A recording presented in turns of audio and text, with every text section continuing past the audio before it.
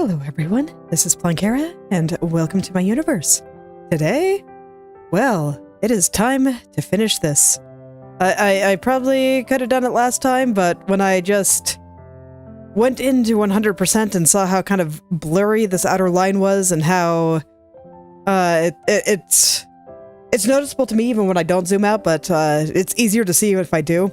But you can see that because I used a stroke here, that it's all curved on the top instead of all pointy like the actual thing is supposed to be. So I'll probably go over and do a little bit of touch-ups there, and then I will probably mess around with the background a bit more. I like the subtle butterflies in the background, but I don't like the direction they're going. I'm going to spend a little bit more time on that, and then I might do some color correction, and you get to see all the things I normally do when I finish stuff up. At this point, yeah, it's basically done. So, yeah, I took a look over everything, and I think it'll look pretty good once I set the butterflies to be more transparent. And yeah, that'll be great. So, it'll all be great. Let's actually draw then, shall we? What are you? That is a something.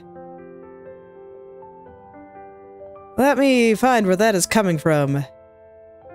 Where is that coming from? Okay, probably somewhere on the clothes then. Yep. You can see, I just see this random little bit of pixel dirt, and I'm like, okay, well, all I can really do is keep hiding and showing layers until I find which one it's actually on, so I can address the issue. Art is hard.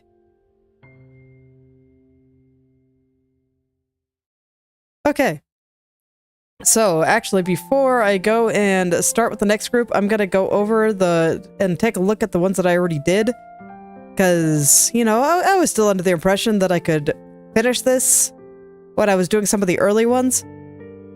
So I just want to go over them one last time. Like over here, this one's still a little bit messy. I was definitely a little bit messier at the beginning, but now we're being all precise and stuff. And got time to give this a full drawing session worth. So most of today are probably just going to be cleaning up butterflies.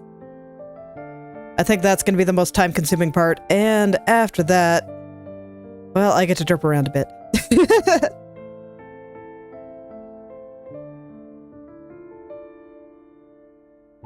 And good news, you guys might have noticed that I have been posting more art and more videos and stuff out on the channel. And you can expect that to be happening more often because I have figured out how to work actually being able to draw off stream a little bit more into my new schedule. So that is fantastic. Right now, I'm taking a little bit of a break from a lot of the more complex projects I was working on to hopefully speed up my drawing process a little bit, because sometimes how slow I go drives me nuts. So I've been working on making my art more structured, and I've just been doing those little headshots as some practice. Because getting the face right is definitely one of the more time-consuming parts for me. So and considering how important the faces are, I wanted to go ahead and practice them first. At some point, I'll probably start introducing bodies again, but not yet. I want to do some perfecting of facial structure.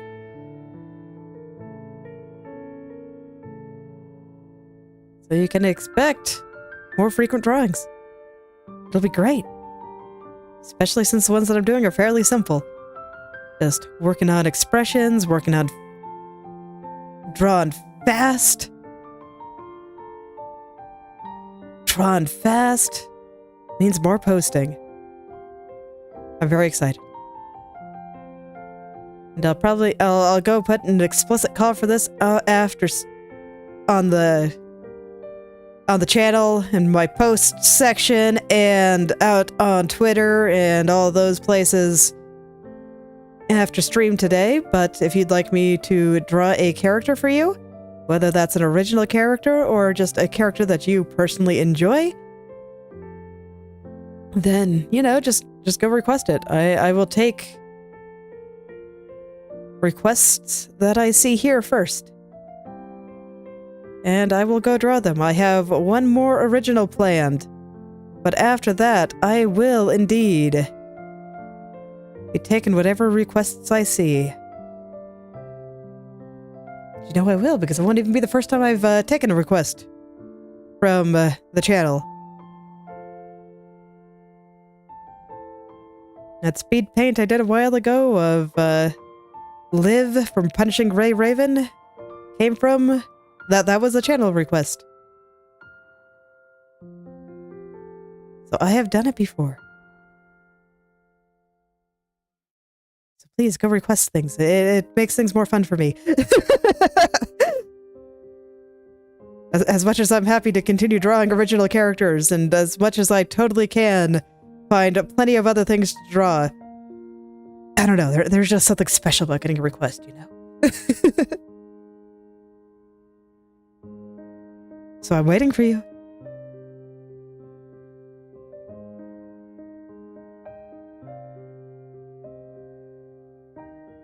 I'll be more than happy to make it happen. Hopefully faster than this. But this is just some precision. It's like if you look at my drawing time lapses, you know, pretty much all of them will have a point where I just take things really slow. Especially with the hair. The hair is always really slow. After I get a little bit better about introducing structural stuff into my drawings so I can draw that part faster, you can bet that the next thing I'm going to do is learn how to draw hair faster.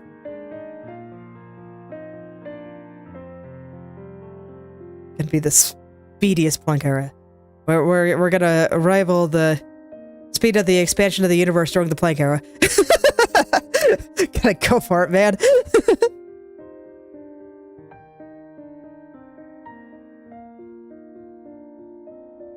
Okay, that's looking a bit better. Yeah, I can tell that I was still going through this part pretty fast.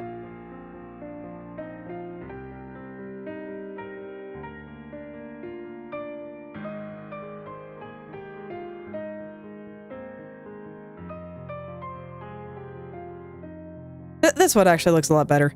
I guess I must have slowed it down a bit as I went further on, because this one looks pretty okay. It's really just this one that was a huge mess. I'll go ahead and touch up this guy too.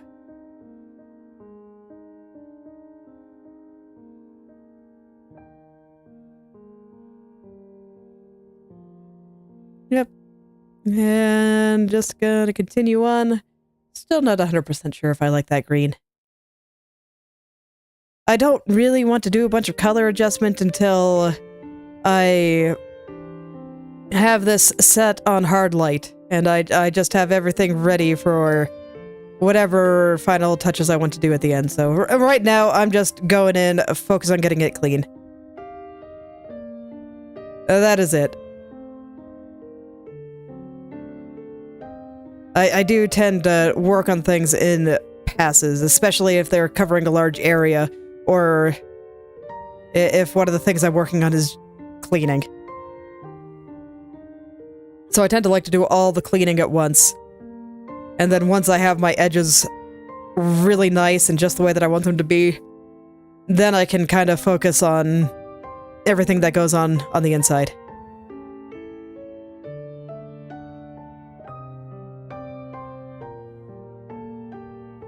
So right now, just gonna focus on the outer parts. And you know, this guy's mostly covered by flowers. So it should be pretty straightforward.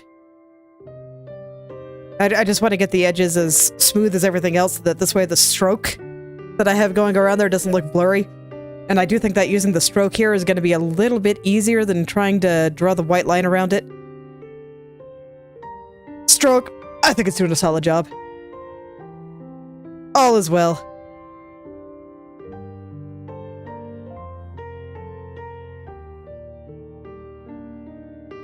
It's just my job to let the stroke know where it should go. I'm going to let the computer help me. That's what computers are for. They're here to help us. They are our friends. And they are wonderful little things.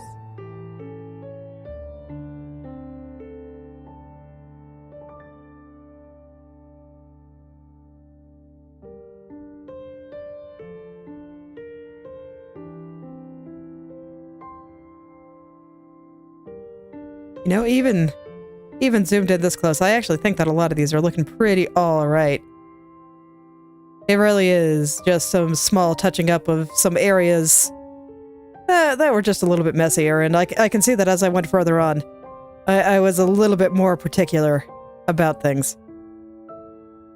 I say that, and then I walk into one where, man, these circles are a bit messy, but it's not too bad.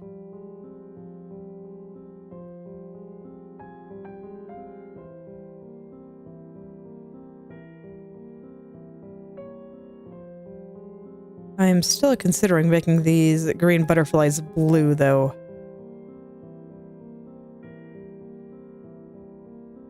Like I said, just not sure if I like the green. I'm not using green anywhere else, whereas the pink is in a lot of places, and the yellow and purple is what I base my shadow and highlight colors on. So, they're kind of existing places. What are you? Well then.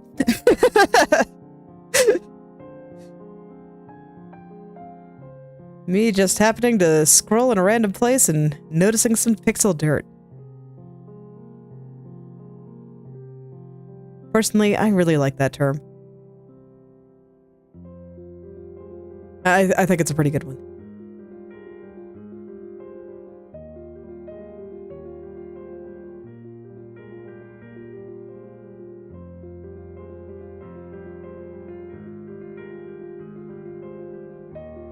Okay, I think that guy's looking pretty alright.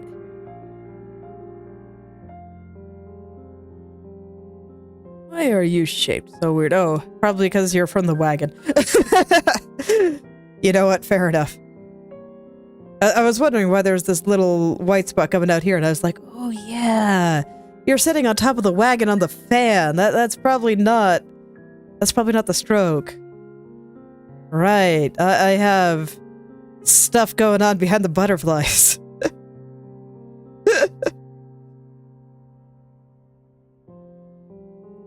Look, when I zoom in this close, it's real easy to get super tunnel visioned on things.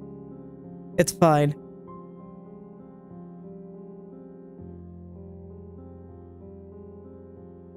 This is why zooming in is incredibly dangerous. You should be careful.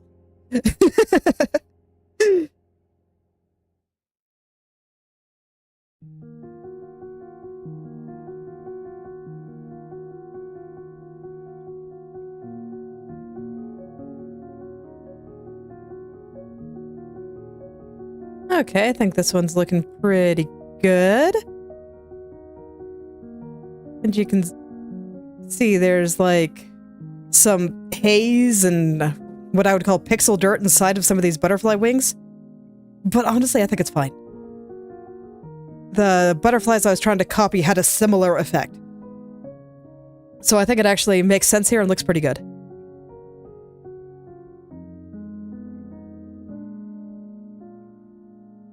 I actually think it makes it look more like Yuyuko's butterflies and Immaterial and Missing Power.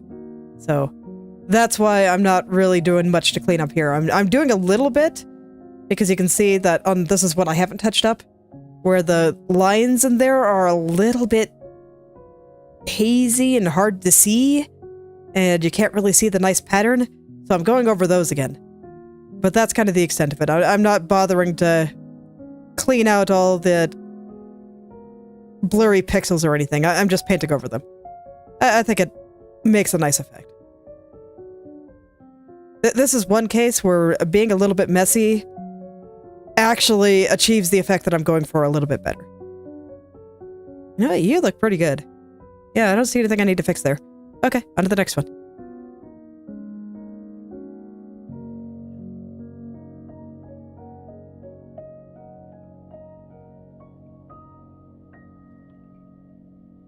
And that's one of those things. Sometimes you really can get away with being a little bit lazy, but at least make it a conscious decision.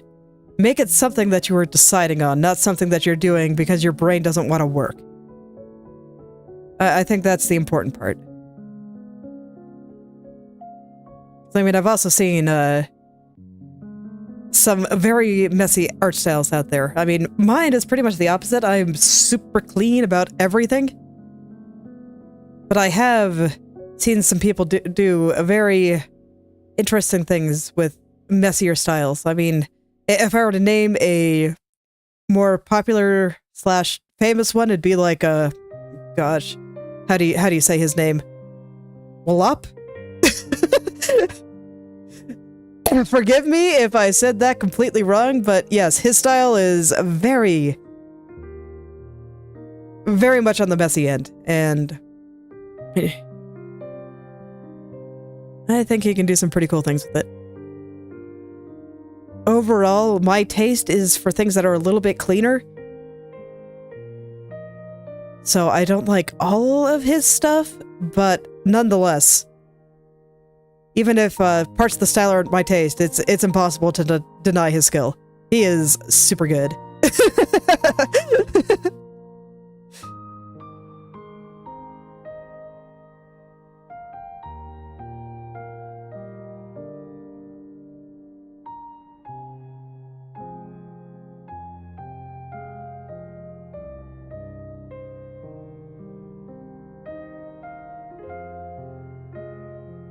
But as for me, I will continue making things nice and clean because, I don't know, that's what makes me happy. Clear shapes. Clear shapes are great. Sometimes it just takes a little while because I can't let my edges be blurry. That's why I'm having to go over everything here, because it's like when I looked at it,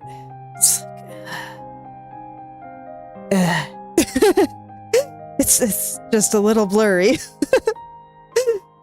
I can see the difference between these two. I can tell that I worked on this one, but not this one. I can see it very clearly. Art is hard.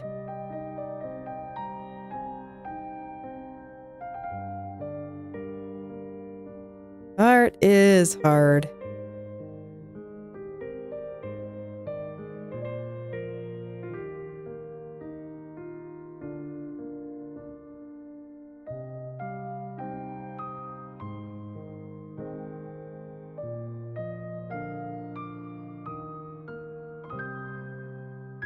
That is one thing about art that I find kind of interesting.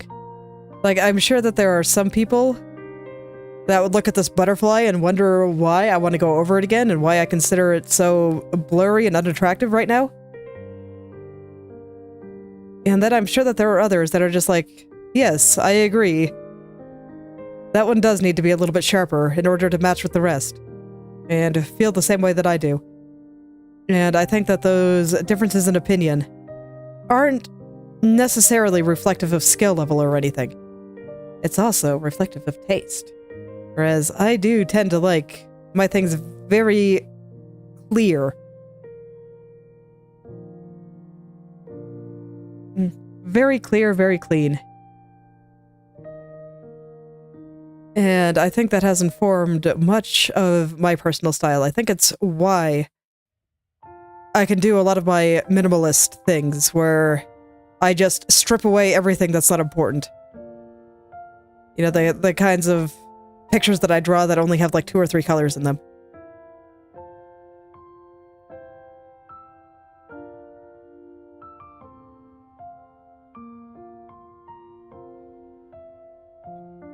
And I think it's because I have that eye for extreme, or not just the eye, but the taste for extreme clarity that I'm able to get away with things like that. Because if I had a messier art style, it would be way harder to do some of those minimalist drawings, because they really do rely on that kind of clarity, since I strip away so many things. Like half the time they don't even have a face.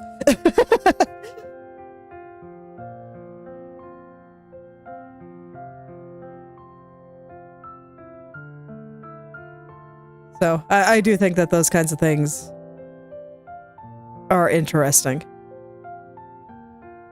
Just taking a look at an artist's line of work and seeing what they think is interesting and what they enjoy.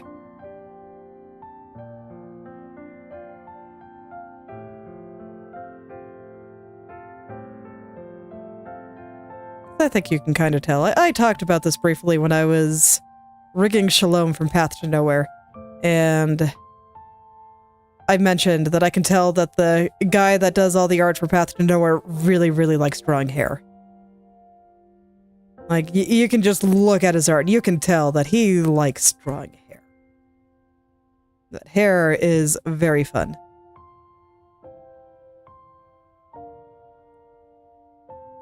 And I think that kind of thing comes through if you look at pretty much any artist. And I mean, even me, who likes to draw in several different ways, there are certain things that you can tell that I enjoy more.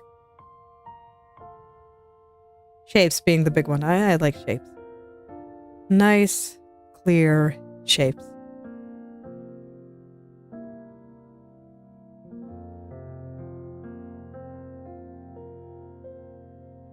Now I'm starting to wonder if part of artistic growth is figuring out what art fundamentally you like best.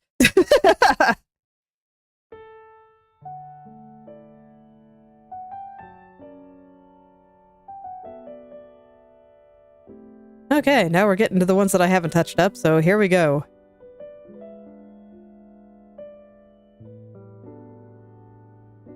For those of you that couldn't see the difference between the blurry butterfly and the sharper butterfly, can you see the difference now that I'm painting over it? Look at how much clearer that stroke is, now that I've eliminated some of the blurry pixels around the edge. Just compare this antenna to this wing.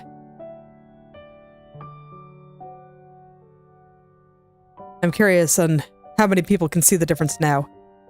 Or if I'm still just being a little bit crazy here.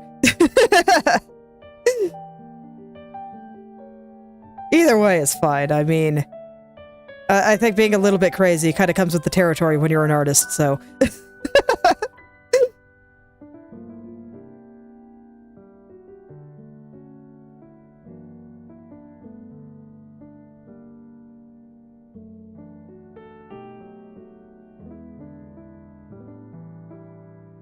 But as for me, I see the difference quite clearly. I mean, I remember going over it yesterday and just being like, you know, I'll just do as much as I can. Touching up some of those rowdy pixels that got super sharp and kind of ugly. You know, that should be enough. I'm sure they look fine. And then I actually looked at it and I'm like, oh, maybe it's not fine.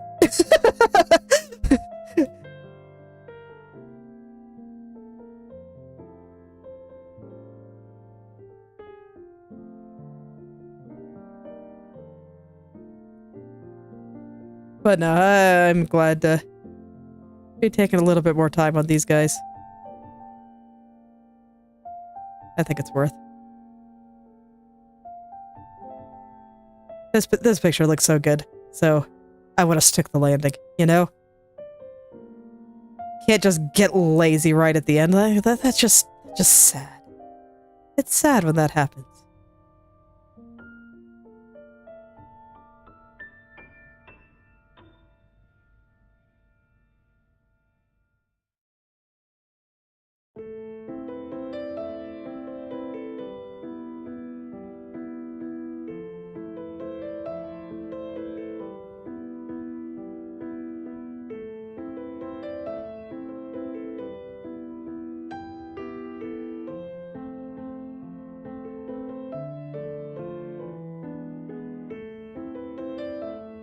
Okay. Phew. Let's see here. What am I gonna do here exactly? Well, I guess I'll just... Well, I mean, I guess what I've been doing has been working. I'll just go around the edge, and then when I feel like it, I'll fill in the middle a little bit more again.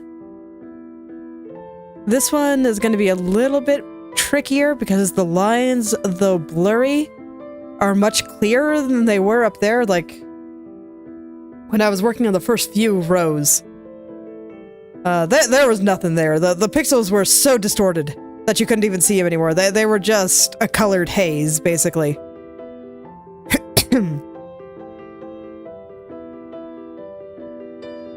But here, you can kind of make them out. They just don't look very good. So I'm gonna try to keep them there. And I'm gonna try to avoid clearing out the middle here, but I am wondering on some of these just blurry ones as opposed to horribly distorted ones, if I am gonna have to clear out the middle and just redraw it. We'll see what happens.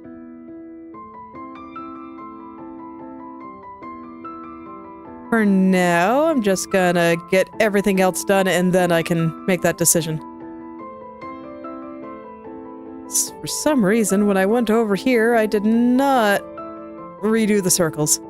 I was just looking at that. I appear to be jumping around a bit.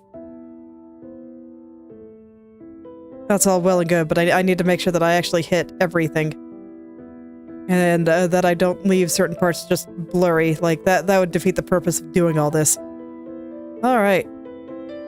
So I'm gonna try to stick to the lines that I drew a little bit. Wish me luck.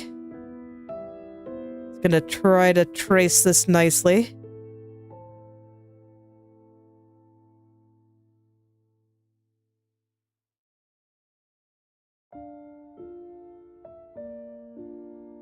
Doing my best, but I think it's alright. I think that worked out. Yeah, I'd say that's fine.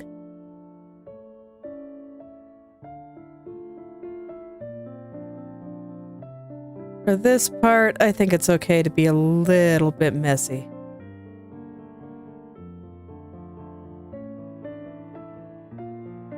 Just a little bit, though.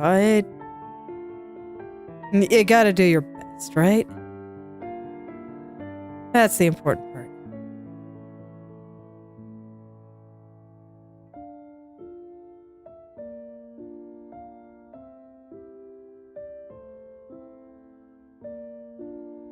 Okay, and right there is still looking just a touch blurry, so let's touch that up and then on to the next one.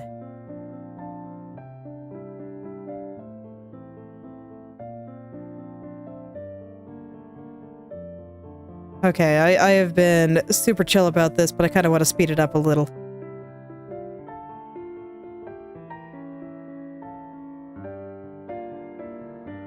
I do. And like I said, I've been working on my drawing speed. That is literally what I've been practicing off stream. That is like the #1 thing I want to improve about myself right now. So you know what? Let's practice a little bit here. Let's try to be a little bit less chill and a little bit more fast.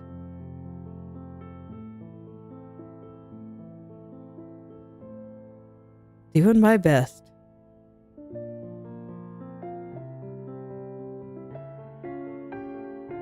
I will say, though, drawing on stream probably does slow me down a little bit, too.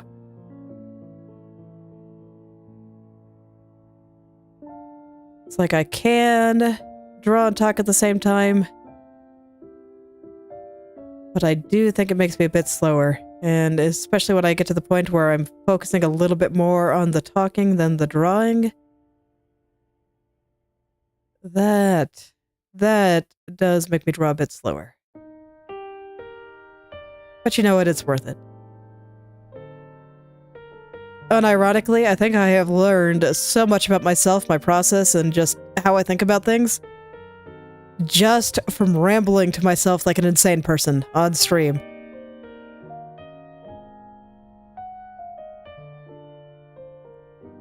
Sometimes there are things that you feel that just become so much more clear once you put them into words. And I do think that it has helped. Oh, did I already finish this one? Oh, nice. I was like, wait, where's all the blurry spots? I thought I just started this one. Okay, well, it's working out.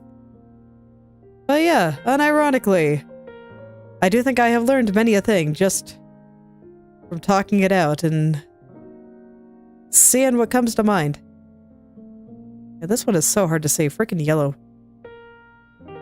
Why you gotta be so bright?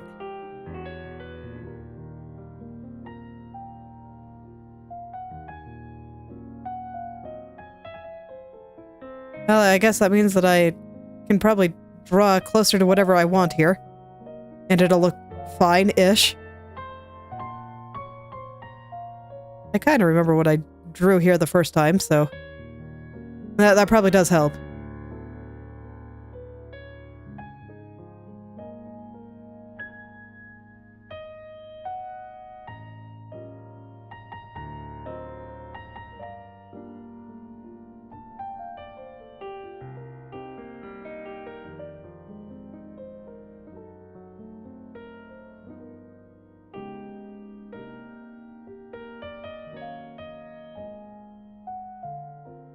Okay, looks good.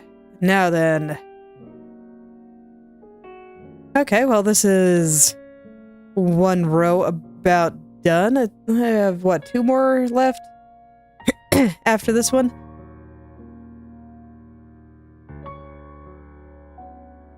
Yeah, that should be no problem. No problem at all.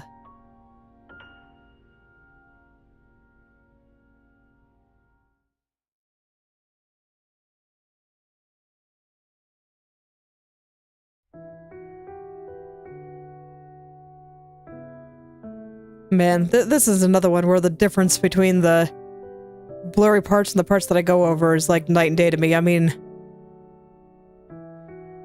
just look at that as I go over it. I do love de-blurring things.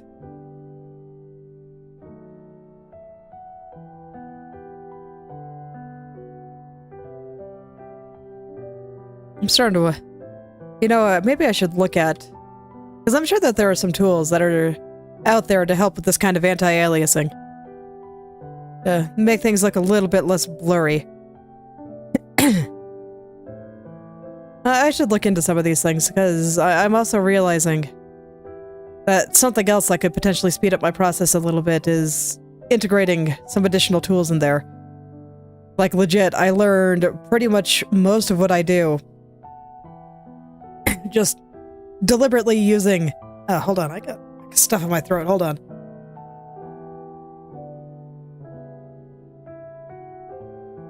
Freaking allergies, man. Anyway, but yeah. I deliberately learned my process from using default brushes and very little else. I have not downloaded a single brush into Krita just because I have not felt the need to. But like, I think Krita's star brush has probably saved me a bunch of time. I use it for all kinds of glitter and star-related things. So I'm thinking about doing something similar. And maybe actually finding some brushes I like to use. Help speed up certain aspects, but I've always been a little bit afraid to. Because it's like, what if it makes me lose some of my personality? I don't know, that sounds a little bit sad, but I don't think it will. Mostly I've just been lazy because I already know how to do this, and incorporating brushes a little bit more sounds stressful. But I do think that is something that I need to be able to do.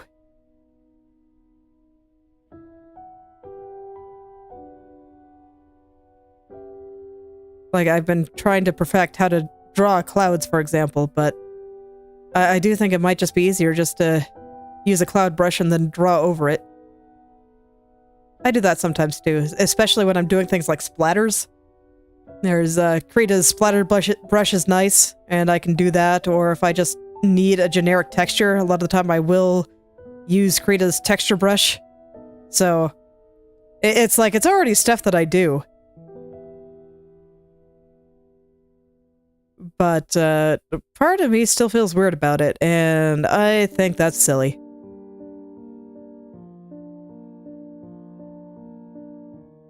And I think that if I have the ultimate goal of writing a comic, I really do have to kind of get used to some of these other tools that could help me out. So I will add finding something to help with the aliasing of some of these things, and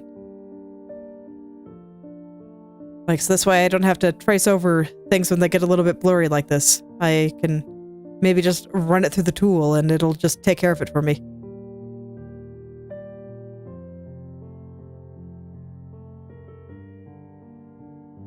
Considering that we have upscalers, which I think have to do something similar, just thinking in terms of the technology part, that this is where being a programmer and an artist is useful, I would be very surprised if these things don't already exist. And it would spare me having to do all this fixing up that I'm doing right now.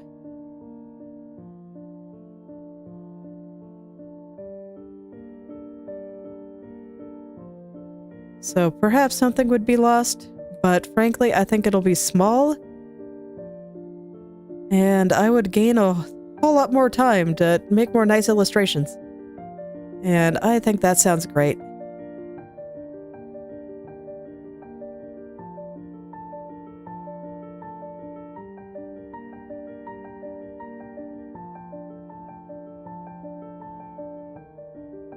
Trade-offs.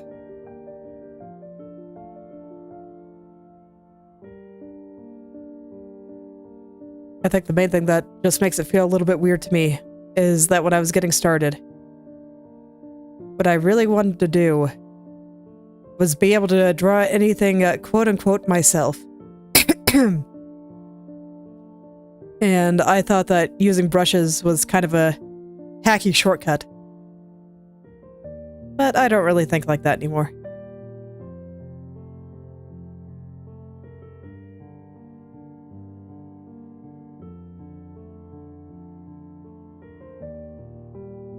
And I think part of it was also that the old me, you know, probably like college-aged me, when I started taking art a little bit more seriously,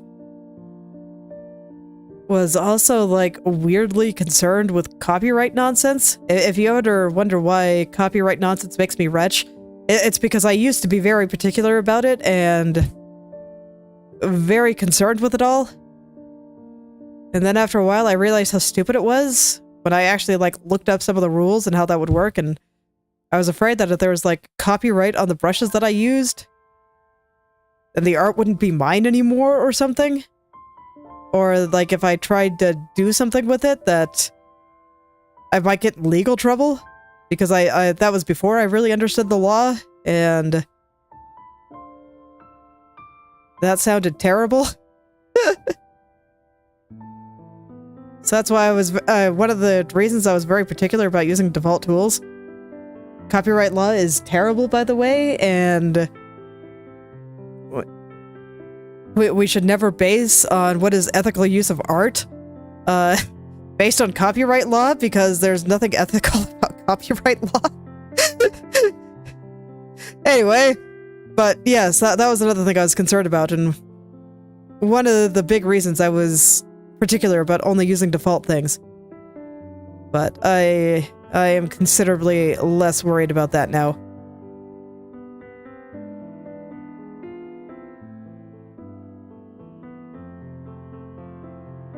The next thing I have planned in my head doesn't really need any special brushes though, so I'll probably just continue to do drawing things as I have. But at some point I might just download a bunch of stuff and we'll see which ones I like. But I want to know two things about Krita first. It's one, how to actually install the brushes, because, you know, like I said, I've never done it before. I've never looked it up. I'm sure it's easy, but I don't actually know how to do it. And two, how to remove them. So this way, when I just go and try a bunch of free brush packs or something, that I don't end up with a big giant wall of them when I don't necessarily like them. Or don't like the way they feel.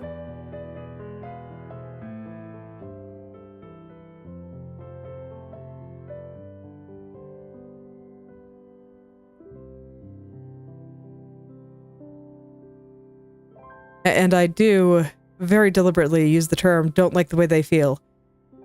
Because I don't want to call them bad. Because what suits me may not suit another person, and what suits another person may not suit me.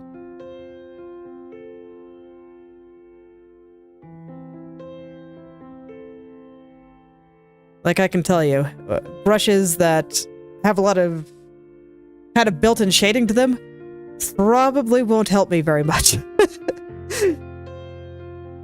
Just due to how I draw things. Like, it might be the kind of thing that I stamp down and then I draw on top of. In order to get everything right. And then that one's getting super thick and I hate it.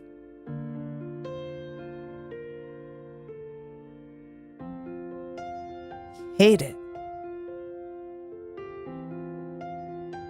So yeah, people have different needs for different brushes, so I just gotta find the ones that suit me. But I can tell you that Krita's default, which one do I use? What's it called again? Basic 5 size. This is basically what I like. It was the same when I used Photoshop too. I just used the basic round. Sometimes I'd give it a fuzzy edge. Krita's airbrush is 100 times better than Photoshop's, by the way.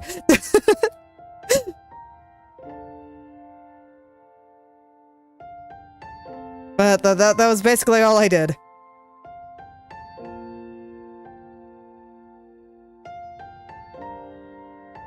And I think it is fantastic. Look at how nice and smooth things get. Oh, it's so pretty.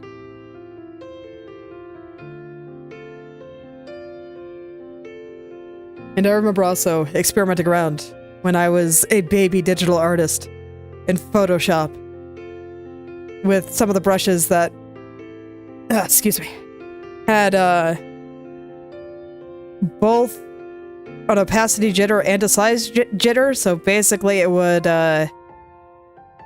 not just get smaller or larger with pen pressure, but also more opaque and more transparent. And oh man, I hated the way that felt. I did not like making things lighter when I just wanted to cover a small area. I did not like that at all. But so the way I always did things was I either had opacity set to pen pressure, or I had size set to pen pressure, and never both at once.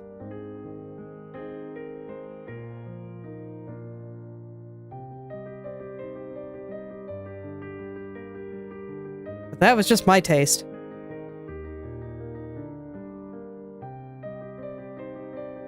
But now I basically never set opacity to pen pressure. No, that's not true.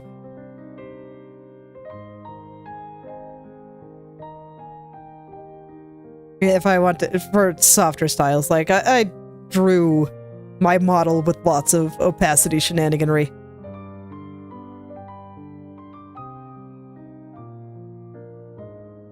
So anything with the softer shading is gonna have opacity shenanigans. But here, no opacity shenanigans. It is either on or off. 0 or 1. This butterfly, it is either pink or nothing. I guess strictly speaking, that's not true, just because of how I'm handling this inner part here. But, you know, in theory.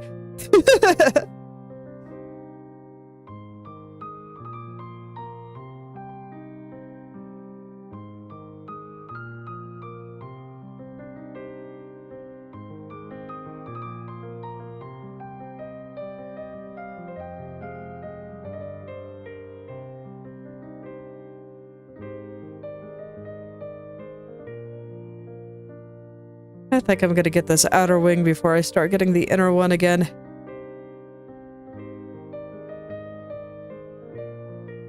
This one, I was a little bit slow on, so let's try to go faster for the next one. Just to challenge myself a little bit. I want to go fast. I do. I want to go so fast. I want to draw so many pictures. I want to do all the things.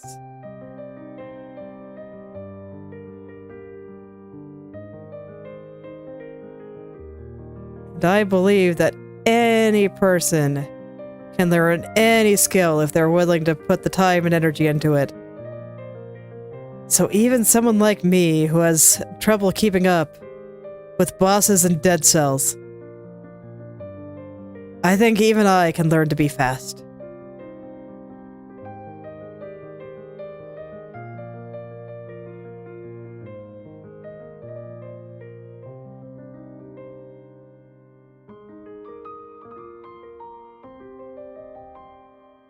Just gotta go. Just gotta keep trying. I guess I could talk a little bit about what I'm doing to try to go a little bit faster. Did my... Dang nabbit. Loop got turned off in the playlist. Hate it when that happens. YouTube, I did not ask for this.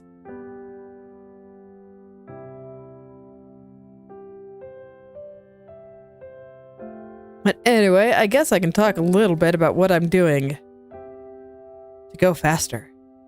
For anybody else that would also like to go fast. So basically,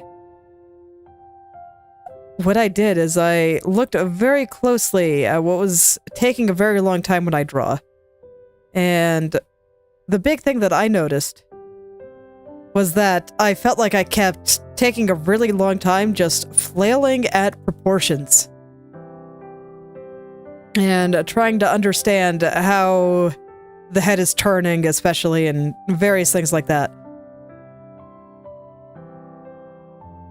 So, I decided that the first thing I was going to do was figure out how to handle the structure of the head a little bit better. Like, a lot of people swear by a Loomis method or something similar, where you draw like a cross through the center of the face and then where the eyes go and that kind of thing. But it never quite worked for me. I still couldn't see it. I don't know how else to describe it other than, for whatever reason, it did not allow me to see the perspective. It did not help me place features correctly. And I still kind of had to go back and flail for a while. So what I decided to do is try to come up with my own method. And my current experiments and practice has been the result of that. And it is working very well for me. Basically, rather than thinking of the head like a ball, I'm thinking of it like a square. A cube, more accurately. And so I'm placing the features a little bit more flatly, and then at the end I kind of curve them a little bit based on the fact that the head is actually a sphere. It's round. But it's okay. I have some experience with making things round, but perspective for me is just so much easier to see when there's no round. So, and everything is angular. So I'm just starting there. And then I also found that when I look at the planes of the face, the other big thing that I had trouble with when drawing things is the shape of the jaw. Like, that was something that came up a lot when I was rigging in my last big project. So, I wanted to know where to place the jaw, and I discovered that if I make my first square, basically up into the forehead and down into the bottom of the nose, and then I divide that not exactly in half, but I put the eyes in a reasonable spot, and yeah, the bottom of the square is the bottom of the nose, And from there, that's with anime proportions, that's roughly where I want the jaw to connect. And then I just put the eye somewhere reasonable. It makes sense to me. I might figure out how to explain all this better and make an actual video about it, just so that people have another way to think about the face. Because I've never quite seen anybody describe what I'm doing, but yeah, the bottom of the square is the bottom of the nose, and then I know that I can connect the jaw to the bottom of my square and make it kind of triangular. Just drop it down. It should be... it depends on the kind of face that I'm drawing, on how big it should be relative to the other square. If I'm drawing a baby face, then it's going to be smaller. But if I'm drawing a more mature face, then it's going to be about the same size. And that I can just kind of feel. See, this is why it needs a little bit more development and why I'm still practicing it, because I'm still in a state of, I don't know, I just feel it out. And I would like to do that a little bit less if I can.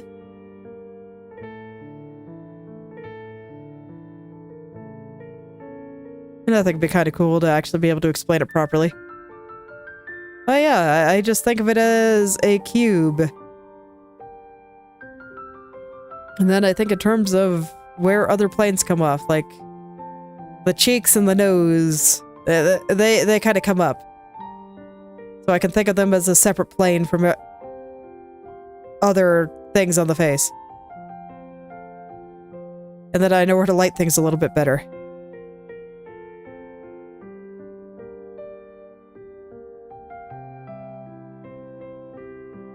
And I doubt that I'm the first person to think of the face in terms of cube. But it has helped me considerably. I'll probably start another picture today, so we'll see if it keeps holding up for me. This time I'm gonna do a little bit less with weird perspective, and I'm just gonna draw a nice happy face. Sometimes you just want to draw a nice happy face, you know?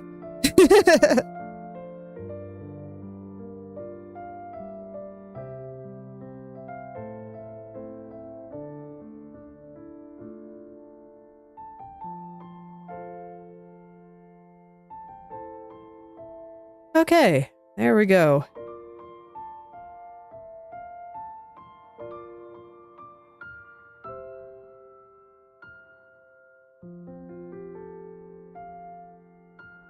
I like all my little butterflies, though. I think they're pretty. They're gonna look so good once I have them all glowing properly.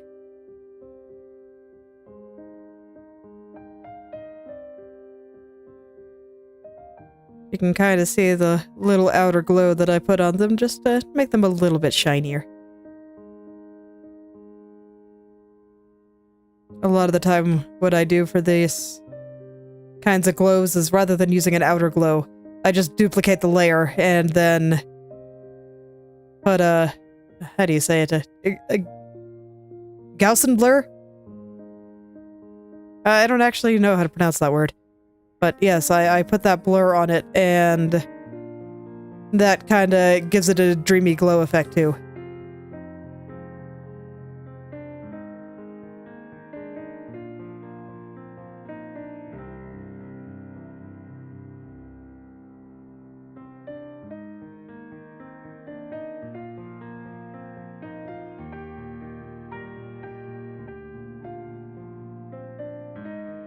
Now, one thing I am curious about with this drawing specifically is I'm wondering if some of my usual post-processing effects will actually look good on it, and if it needs any color correction.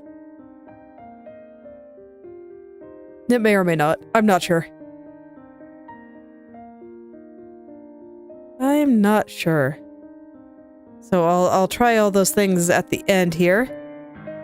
Once I am happy with the way all these butterflies look, and the butterflies that I have yet to put in the background.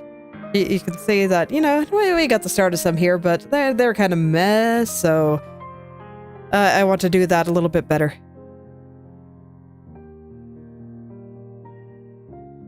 And then after all that, it'll be time to look into those nice post-processing effects. Falling asleep. There we go. Want me to get off of it.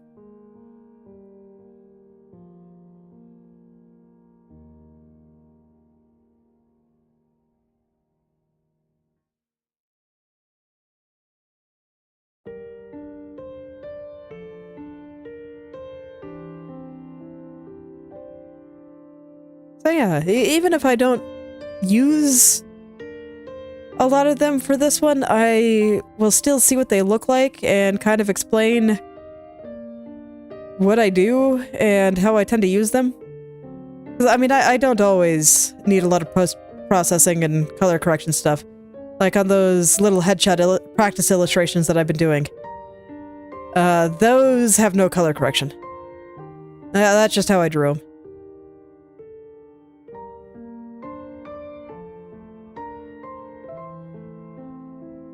And it's possible that they might have benefited from it, but since they were just practice, I didn't really feel the need to go in and really check. I thought they looked fine, and I accomplished what I wanted to do with them, so it was fine.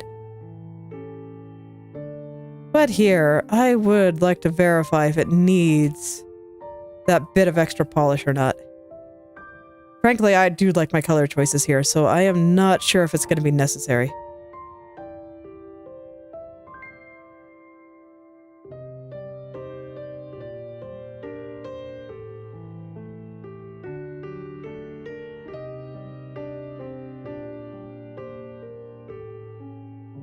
That's okay. That's the purpose of science. You just go and try things and see if you like it. I actually think that's a good way to approach hobbies too, especially ones that don't really require a lot of financial investment. Just, you know, grab whatever cheap stuff that you can, and from there, just, you know, give it a shot. See if you like it. If you do, then, you know, you can keep going, and as you get better, you can get some better stuff. And if you don't, then, you know, it's all good.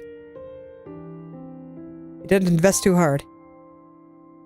So, always got to be ready for a little bit of science. Always approach life with a little bit of curiosity and interest. Then you'll be able to do many a thing, and it'll be great.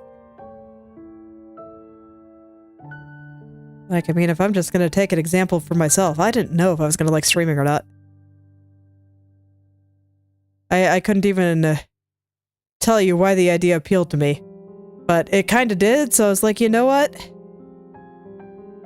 I want to learn how to animate things in this, live 2D-esque style? I'm not quite sure how to describe those kinds of animations, and I was more interested in making, like, animated character portraits for games, and I just knew that, at least within, like, the gacha game sphere, the program that people use to make those kinds of animations was Live 2D. So I looked into it, and I found Inochi 2D, and started learning how to do it, and pretty much all the tutorials for Live 2D, because when I was learning how to rig, I used a lot of Live 2D tutorials, because Inochi 2D doesn't have very many resources yet. But yeah, I used a bunch of Live 2D tutorials, and most of them were talking about making VTubers, so I was like, yeah, sure, why not? So here I am! Just something I arbitrarily decided to give a shot one day, and it turns out I like it. I think it is a good time.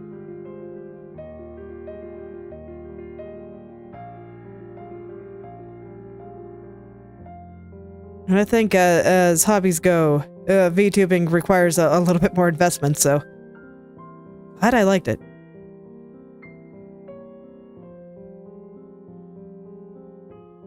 Gonna put on a show for the internet. It'll be great. But yeah, when I got started, I wasn't sure if I was gonna like it, because I tend to be pretty shy and private.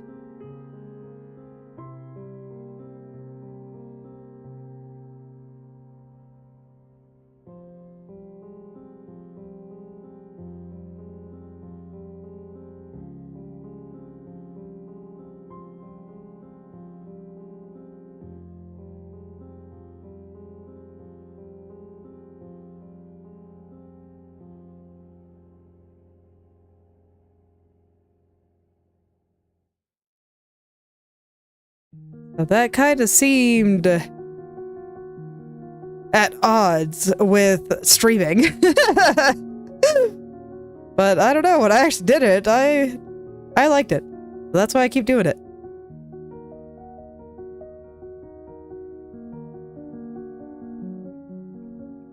It's always good to try things. If there's a certain appeal and you're not just... and you don't feel like you're chasing the flavor of the week, then there you go. But I mean...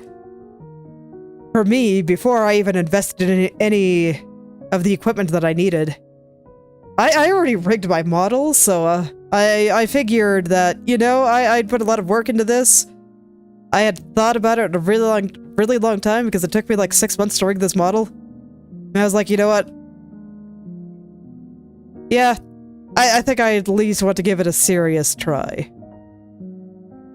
So I knew that I wasn't just chasing flavor of the week, and that it wasn't just an idle curiosity. I had some amount of interest.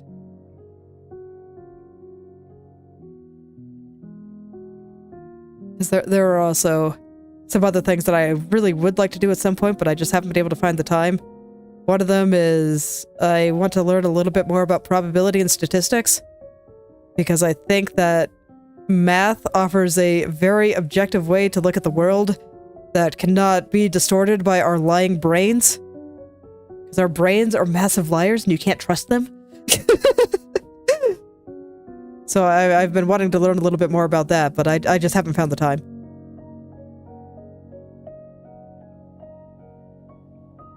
So, while my interest there is strong, it is perhaps a little bit more of an idle curiosity than being an anime girl on the internet was for me.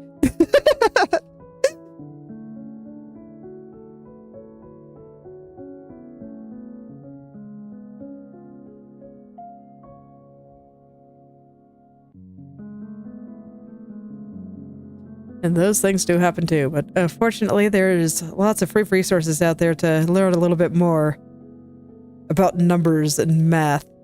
So that's something I can get into. I've also been wanting to read more about, like, space and learn more about physics, because those things are cool.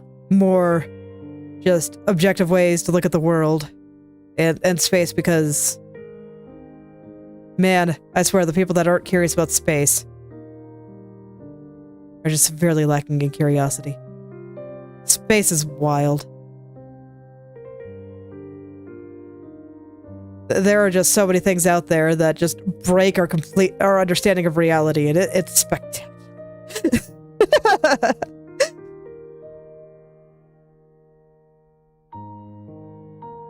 Things that are so wild that we were able to see the same star die twice, just because of how the light was bent across time and space.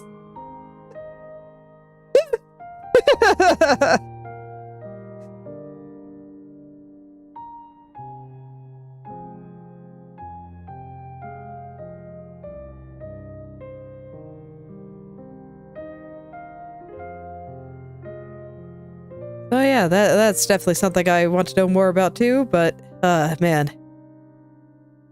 Time is truly my enemy.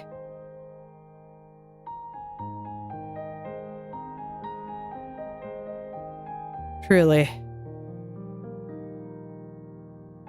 I always wish I had more of it, but I can only do so many things. And right now, at least, my priority is raising tiny humans, so that this way they can be strong, healthy, and curious too. And I know that while they're little like this, They want me around a lot, and I know that after a while, as they get big, that's not going to be true anymore. After a while, they're probably going to want nothing to do with me, because they'll be like teenagers and stuff. So I figure I might as well enjoy it while they're tiny. And invest a lot of my energy into them. I think that's worth.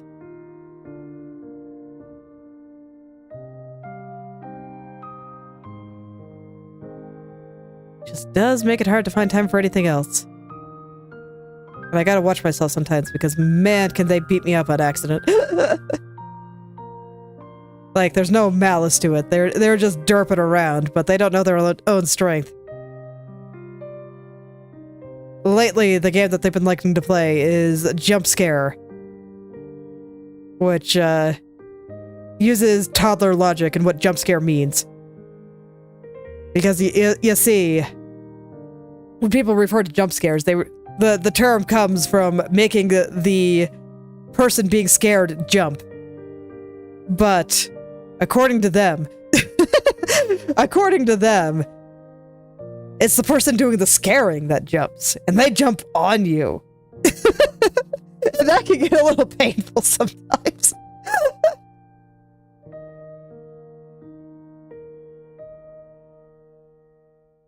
That could definitely get a little painful sometimes.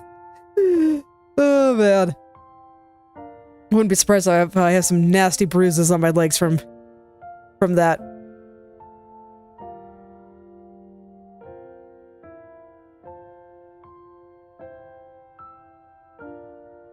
Fortunately, even though they call it jump scares, they do not actually try to surprise me. So they never come up for me from like behind or anything. They always tell me I want to jump scare you, mommy, and then proceed to jump on me. So I can at least be prepared and protect myself from the worst.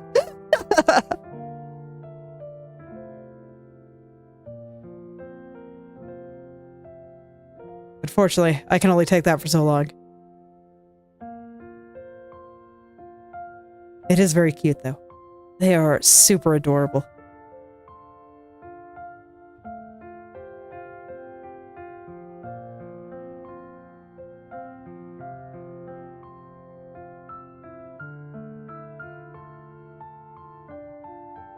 It's a good thing, too, because otherwise it'd probably hurt more. It's like at least when they're doing it, they're giggling up a storm, and that just makes everything better.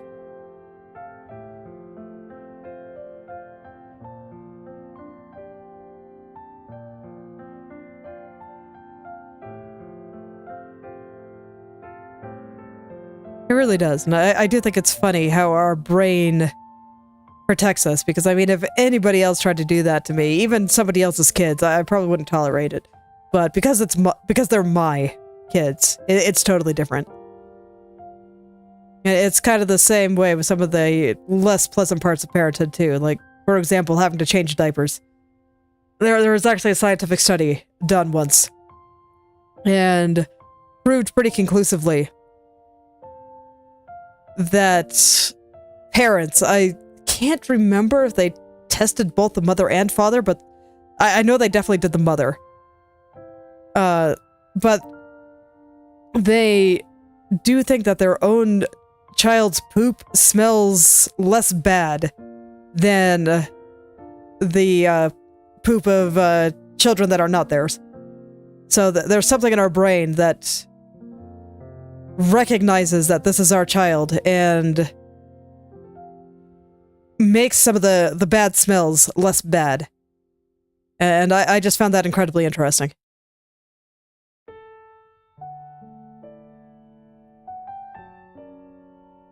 Like, it's a highly repeatable experiment. So I always thought that was cool. So if there are ever parts of parenting that just seem kind of bad, just remember, your brain will protect you. It won't be as bad when you are actually the parent. And so you'll get to experience all the good parts with some with the bad parts feeling a little bit less bad than they otherwise might.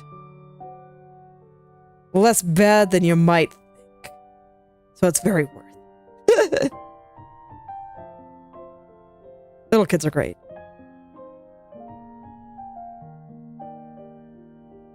even when they jump on you.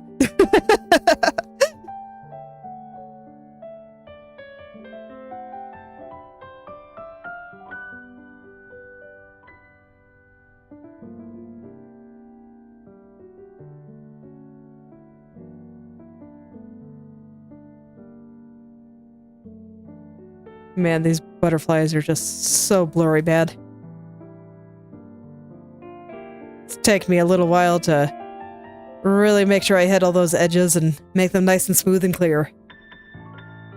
But on the bright side, this is the last one of this row, and then only one row left. It's like I was hoping that these ones would go a bit faster. But I forgot that these ones were, although the edges weren't quite as messy, they're also a lot bigger. So there's more edge to go over.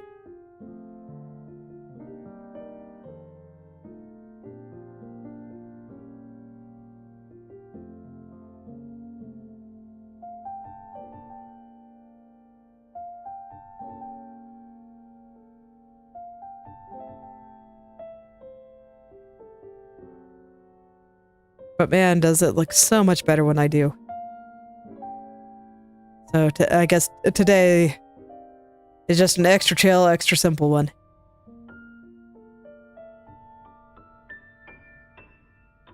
Okay. Do want to try to chill a little bit less. Well, I'm gonna try to go faster. Gonna speed up and get rid of all the pixel dirt here, because I do see quite a bit of pixel dirt. I am determined. I will learn how to draw faster. I want to make my comic. I need to work on the story more, but whatever. My brain wants to draw right now, and I need to be better at art in order to make it anyway, so might as well kind of embrace it.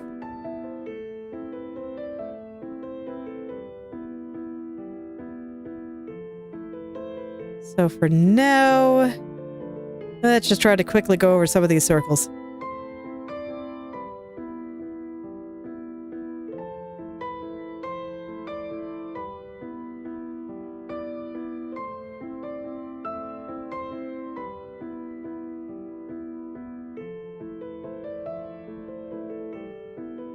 Okay. I do think that some of these inside parts are probably the hardest. They're kind of detailed, and it's always hard to get rid of the blurry pixels around a circle without making the circle bigger. I mean, you can see that I'm actually making a lot of these lines thicker, and sometimes that's fine. Sometimes I kind of have to go over the edge again, so I don't want them to be that much thicker, and like, they're shenanigans. It's fine. I'll just keep poking at it until it kind of fits the vision in my head. And at least for a lot of these butterflies, pretty much anything is fine.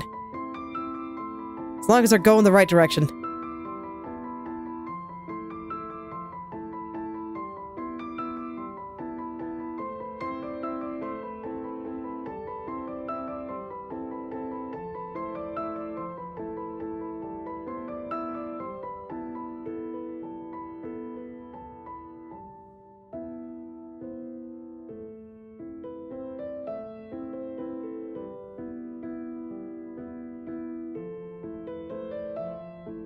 Okay, and yeah, this guy, I don't want to be too much thicker. I guess he could stand to be a little bit thicker.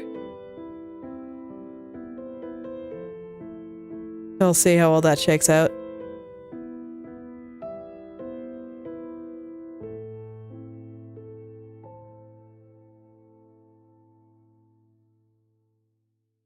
Man. You know, this is kind of like with the flowers, where I'm just like, why did I decide to draw so many butterflies? But they do look nice.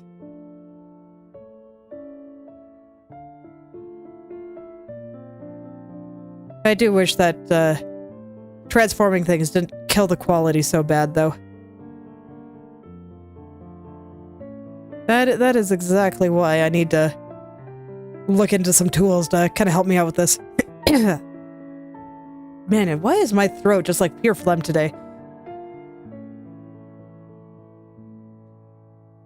Bodies are terrible.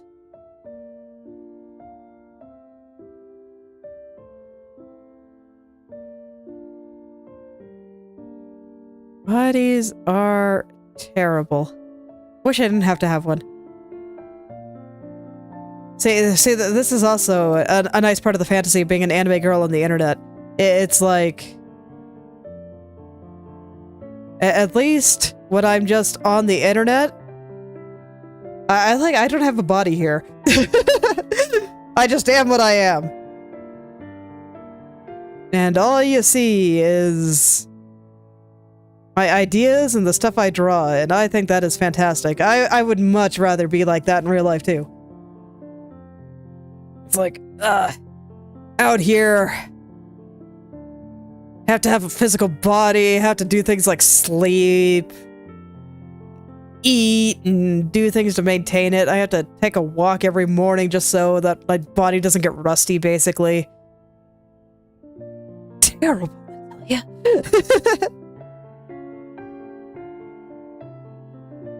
I'd rather just be an anime girl on the internet and be able to draw all the time and play more video games and all these things.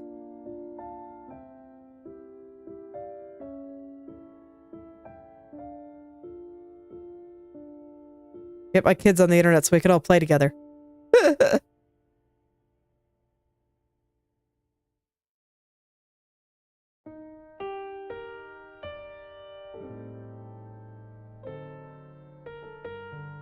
I feel like as I keep going, my hand just keeps getting less and less precise. See, this is another area where bodies are the worst. I've always said that dexterity is my real-life dump stat. I am super clumsy, so sometimes my hand just decides, you know what? We're gonna move at like 20% accuracy, and you're just gonna have to deal with that. Good luck.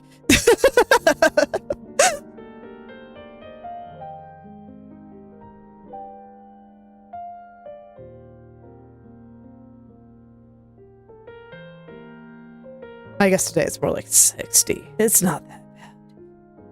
I'm just being hyperbolic and complaining.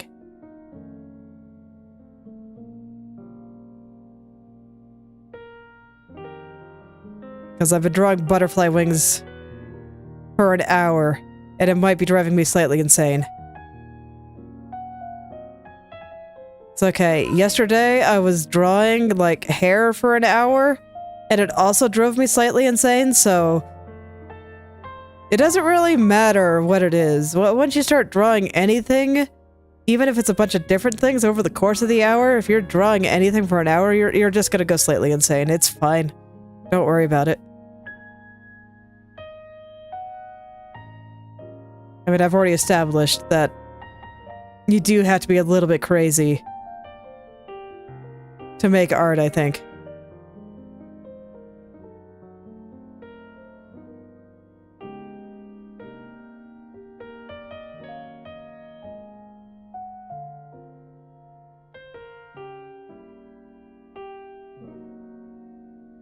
Or at the very least, you probably go a little bit crazy when you start making art.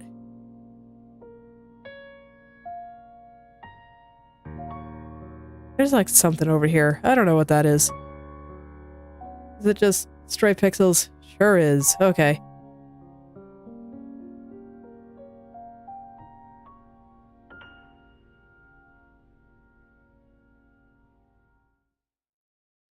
Oh yeah, I'm not surprised that so many creatives, not even just visual artists, but writers or sculptors or, you know, actors, what have you, are all known for being a little bit crazy. Not surprised in the slightest. Being a little bit weird. But they can get satisfied by little things like just watching this stroke go from blurry into beautiful and smooth.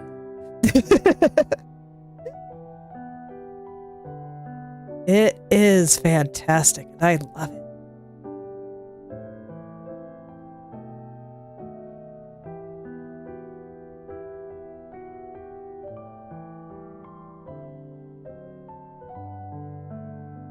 I love it.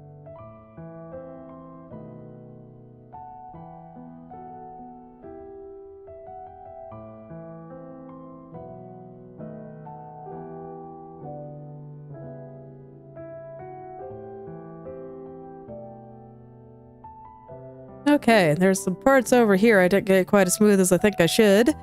So I'll go back over them a little bit, and then it'll be time to do the last antenna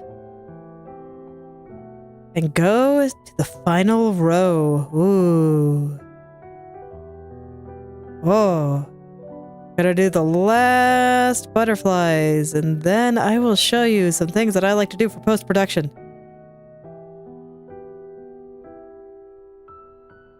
Generally, I don't have to spend that long on post-production, though. And I'm not even convinced that this one needs it at all, so I'm probably going to keep it pretty quick.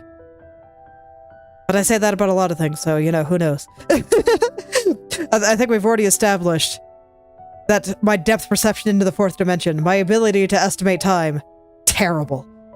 Cannot be relied on. Brain is a huge liar. Brain is so bad at things. But it's fine.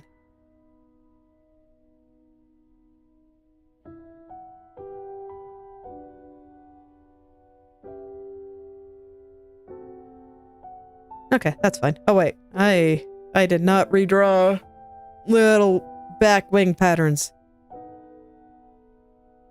Gotta get that first. Almost forgot about them. That would have been deeply unfortunate.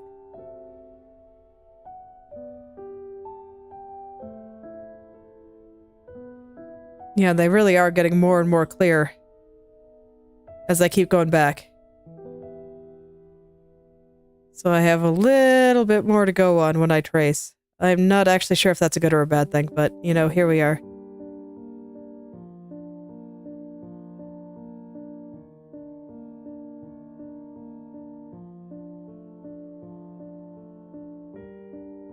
I'll just try to get it as accurate as I can. I don't think it matters if it's 100% accurate.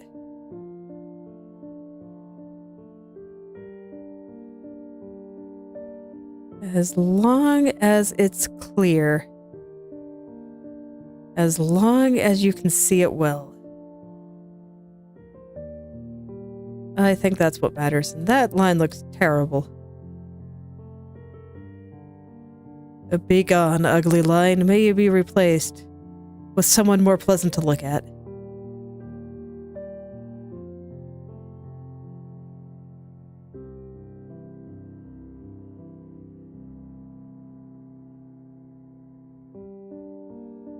For some reason, drawing this pattern at this angle is just really hard.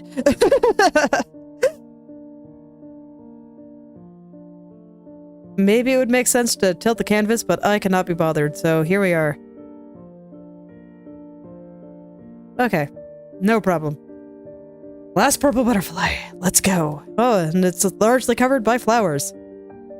You know what? I'll take it. It'll make my life a little bit easier. Because I have less to go over. Ah, yes, I remember you. You were the butterfly I went over to convince myself that I needed to actually do this. So I think this might be the cursed butterfly. It is cursed with perfectionism. Oh no. Truly a terrifying beast.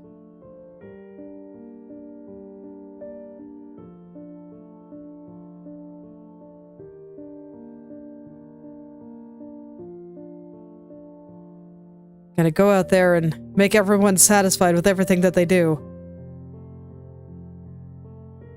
And then flap its little cursed wings and look pretty. How dare it. I mean, I've said before that the perfectionism wouldn't be so bad if all the changes that I made didn't make things look significantly better. It's like if I did it and it looked ugly, then I'd be like, oh, well, that was a waste of time. Let's not do that again. The fact that it looks pretty, well, that's the real curse. Makes me want to do it again.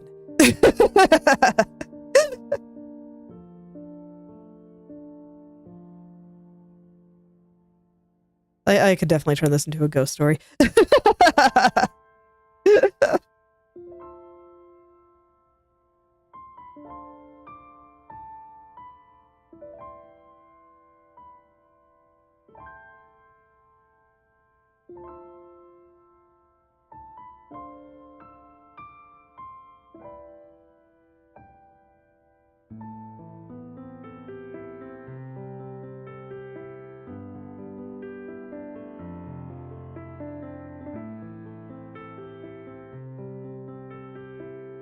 Okay.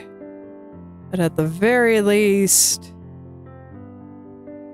this one is half hidden, so I've got less to do, and most of the hardest part is in the upper wing and the antennas, and those are not here, so this part will be a little bit more straightforward.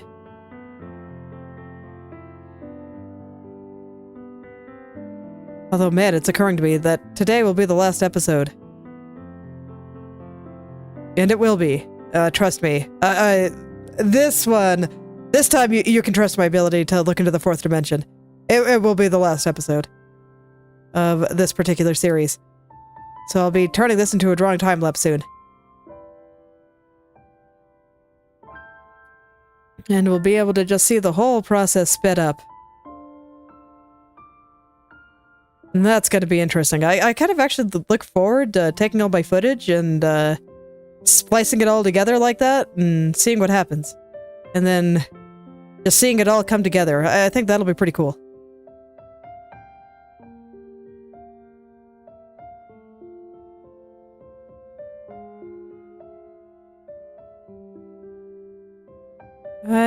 I look forward to being able to do that. I wouldn't say I like editing videos. I so far have not been a huge fan. But it has been fun watching all my drawing time lapses.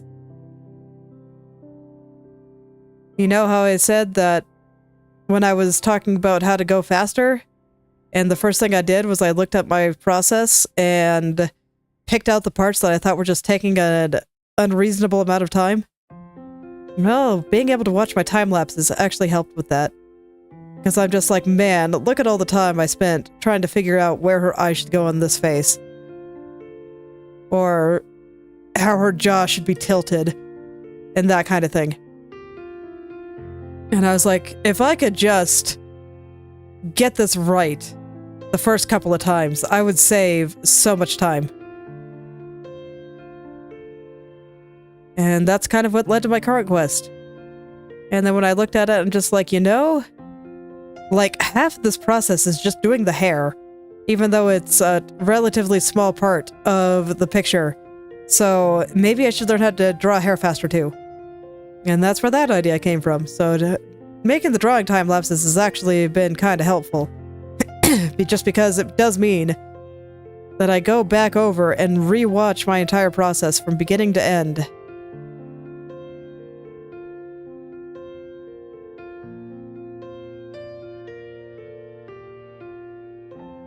And then I also, on the title card, I haven't been doing this for my shorts. And just because they do tend to be pretty quick, and I try to keep my short videos very simple. Not a lot of extra stuff going on. Oh, I didn't start with the circle this time. Fascinating. But, anywho.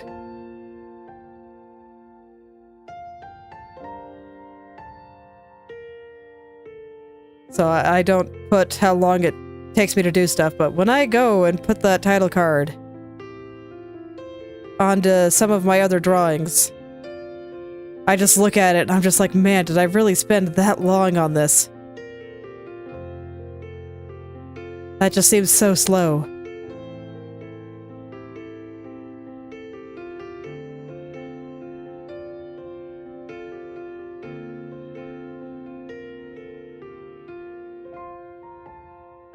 But honestly, I think being aware of these things is the first step to improvement.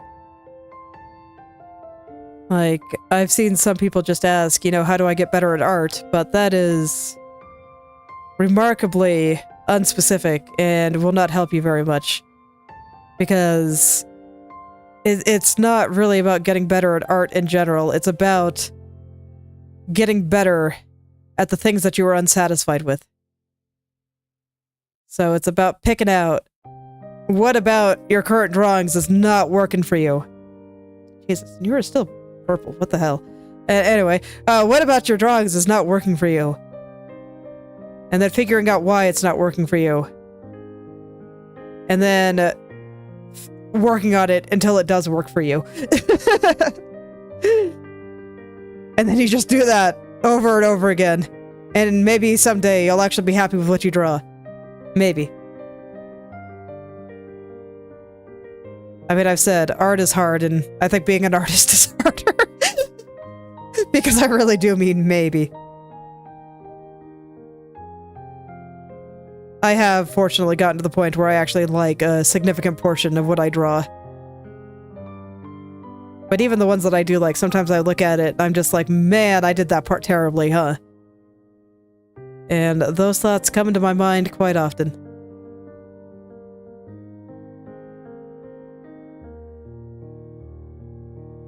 It's both good and bad, I suppose. I mean, I do think it's a little bit of a shame. Like, there's nothing wrong with just being happy with what you do. But on the other hand, it does mean that I've been able to draw better because of it, so, you know, there you go, trade-offs. Whereas I get the feeling if I was ever 100% content with what I do, I'd probably stop improving.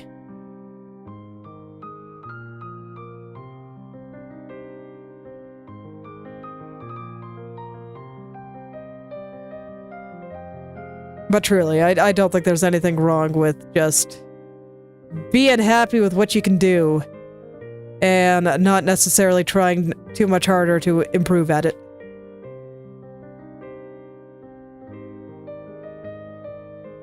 I feel this way about a lot of mundane tasks, for example. Like, I haven't felt the need to improve at folding laundry, even though I theoretically could. I am totally satisfied with my ability to fold laundry.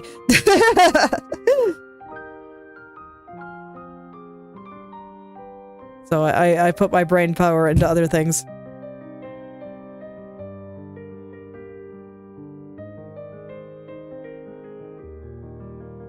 But then I see all these, like, I don't know, the weird life hack part of various social media platforms. I see them on Twitter and Facebook and stuff, of just people doing these extreme things to organize their closet, and it's very skillful. And some of what they do is actually, like, legitimately cool, but I would never want to do that myself. I am satisfied. My closet is fine.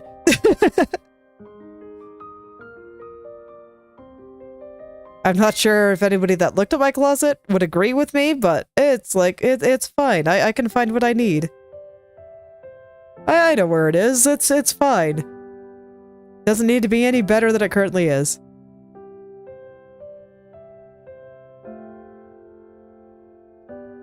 And I am not convinced I will ever feel this way about my art.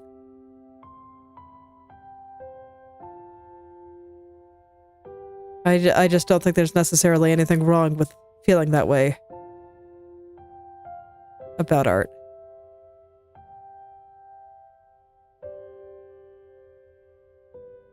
Sometimes you just reach a point where you can do everything you want to do. And you know, that sounds like a wonderful feeling.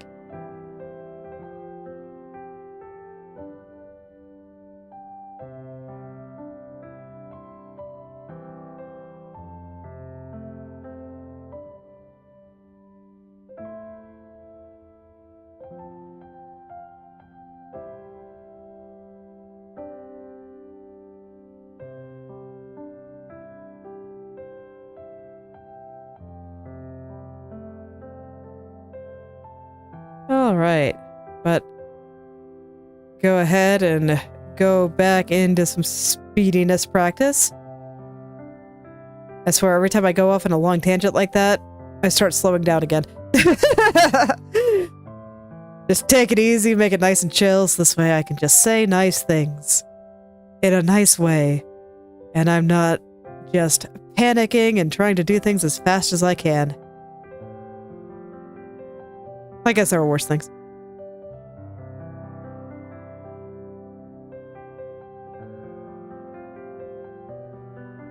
Okay, nice and smooth there, and yeah, it looks like I just have the interior of this wing and then the lower wings, and that'll be it for this guy.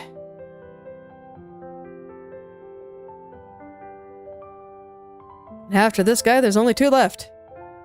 I will soon be free.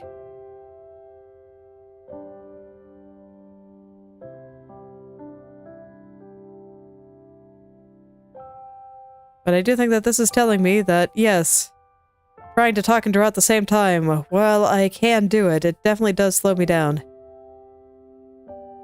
I was actually finding myself very surprised by how quickly I was drawing the couple of shorts that I put out this week. Was it this week that I put out the first one? It was the end of last week, wasn't it? Oh, whatever. Recently. The 2 I put out recently.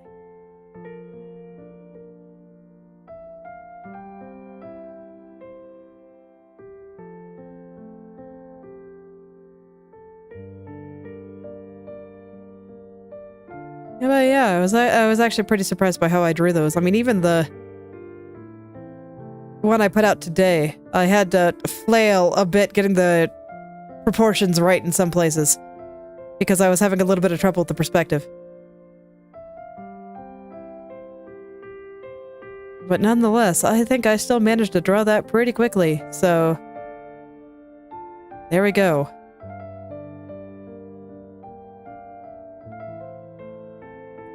So I'm not sure how much of it is improvement and how much of it is just that I don't have to think of the next thing to say.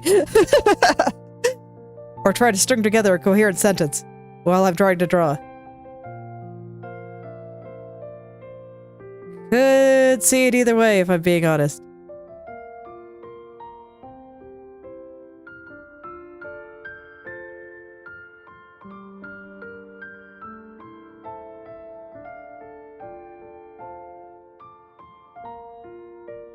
But it's okay. Like I said, talking and drawing has actually done a lot for me and kind of helping me figure things out.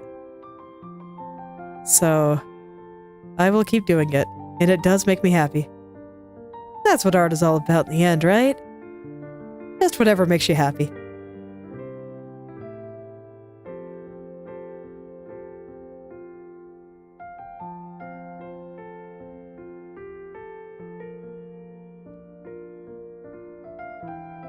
Alright, last circle. And then we come over here to this shenanigan. And I try to draw this accurately because this one is actually still pretty visible.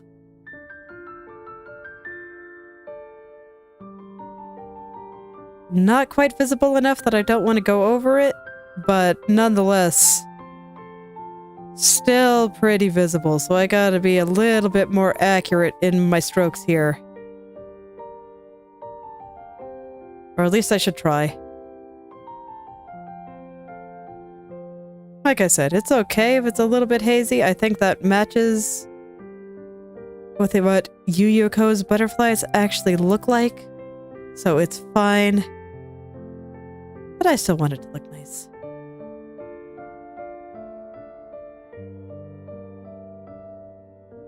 But I cannot draw a circle to save my life today, wow.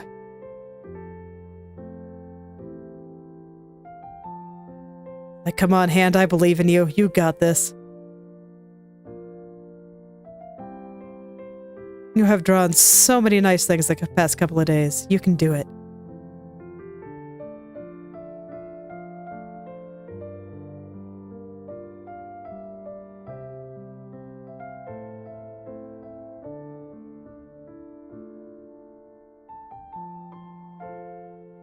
really do like these butterflies. I think they look great. They are totally worth all the extra effort that I'm putting into them. And I really look forward to putting all the finishing touches on them. I haven't decided how much I'm gonna, like, do things like reduce opacity or whatnot. I already know that they're gonna go in hard light. With the hard light blend option. My head is kind of covering all of that, isn't it? I can't lean over. I didn't bring myself to be able to do that.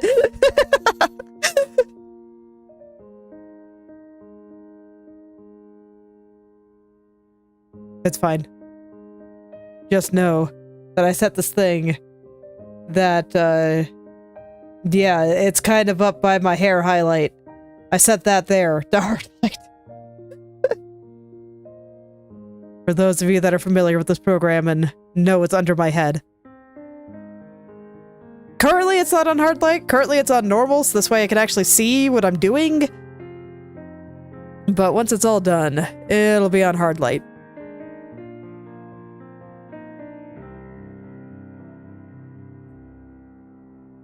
Two more butterflies. And we'll decide if I want to change the color of the green ones or not.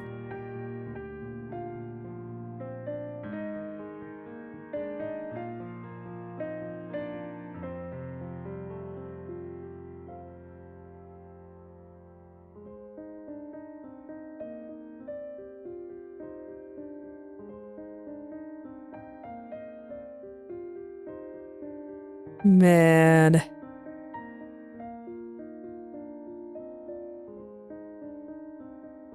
Gonna go fast again. Gonna do my best and try to speed things up a little.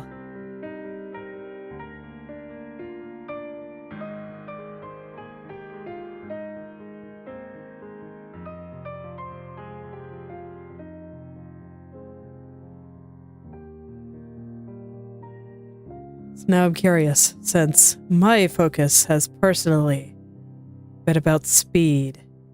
What kind of things slow you down when you draw? What takes you an eon to actually finish and get the way you want it to look? What things would you like to speed up personally? Or figure out how to?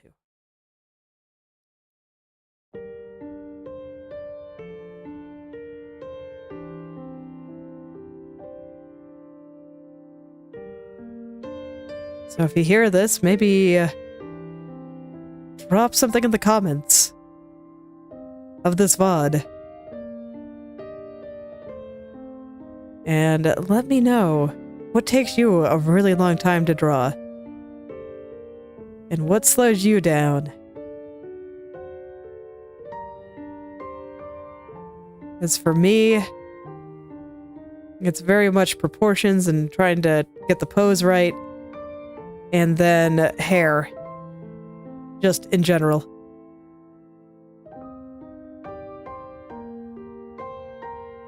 So those are the two things that I am trying to speed up.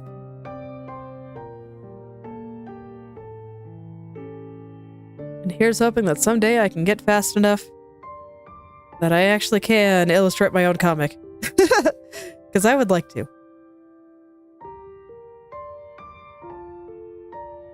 I have not been writing lately, but overall I feel like the writing portion's been going reasonably well. I keep getting stuck on weird things, but, you know, I think that's just the creative process in general. And the fact that I am a relative beginner to solo writing, it's kind of inevitable. I have to learn all the things that more experienced authors have probably already figured out.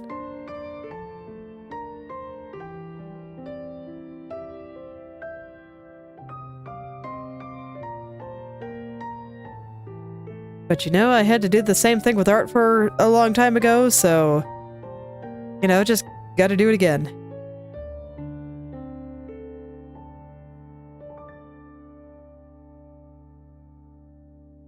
I've thought about trying to write some shorter stories or something as just practice for this. but I don't have any ideas, so I haven't done it. But the thought has crossed my head of just doing the equivalent of study sketches for writing. But like I said, I haven't had any ideas that I've wanted to write, so I haven't done it. At least not for complete stories.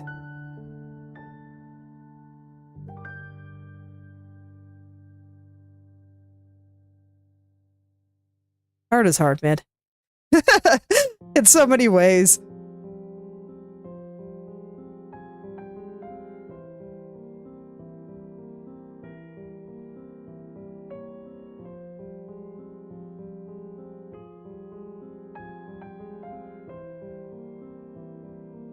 I guess that's where something out of a prompt generator or something might make sense. Oh, huh. I didn't color you right, did I? There we go. This is why we go over things one more time, by the way. You saw that green had a bunch of purple on it, and this one was the wrong color up there, and oh man, there were shenanigans. But anyway, when I was talking about writing there, I guess this is where a prompt generator might be helpful. I could see it. If I ever get to the point where I don't have the extreme desire to draw, and maybe it's time to get some more writing done, you know, maybe then I'll think about that.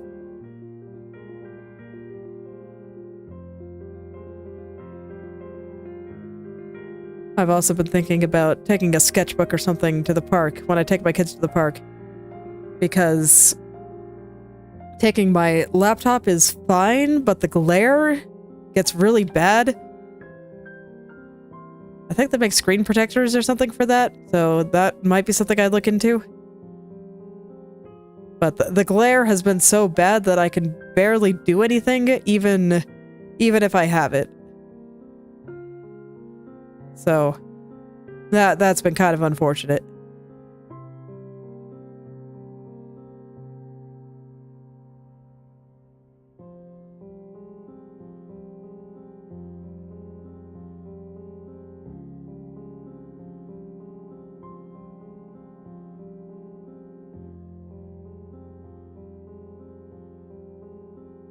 It's not the end of the world, because I do like hanging out with my kids, so.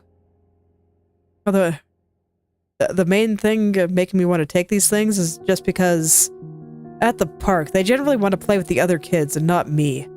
So, a lot of the time I just kind of sit there and supervise. Make sure nobody's going to do something that's going to hurt themselves or anything like that.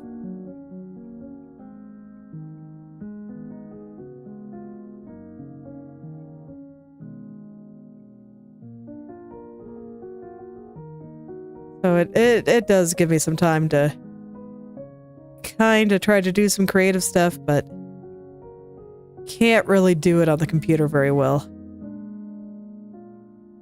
That does make it hard.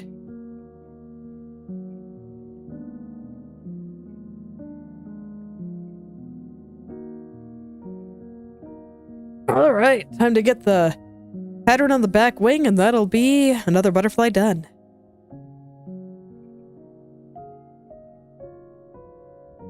Then there will only be one butterfly left. Kind of took my sweet time doing this. I probably didn't need to, but I guess it's fine.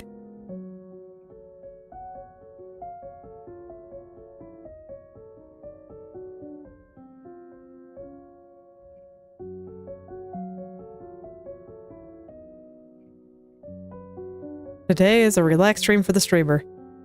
Or I just kind of take it easy. I guess everybody needs those sometimes.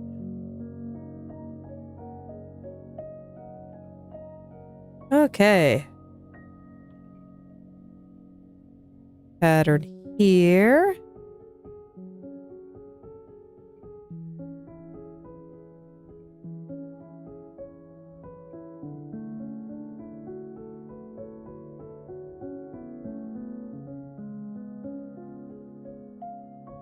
This will be the second to last one that I gotta do. Man, feels weird. Everything really is coming to a close. Little project that I've spent like a month working on is gotta be done, and I think it was another very successful experiment on my end. I really like the way it looks. I think it is fantastic.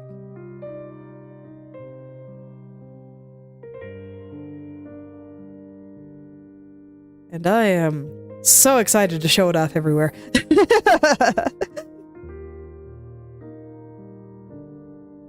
So excited.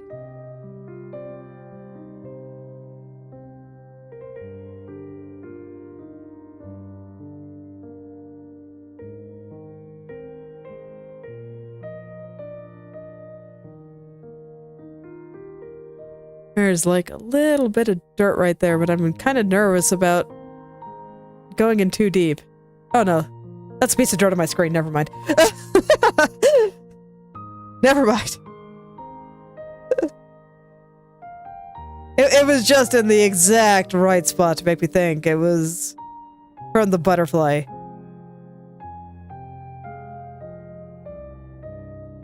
Gotta clean my screen again, apparently.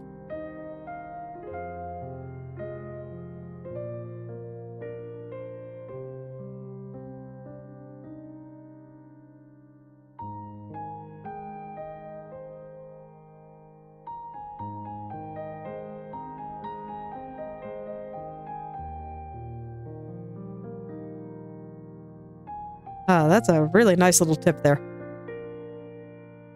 I think that looks pretty good.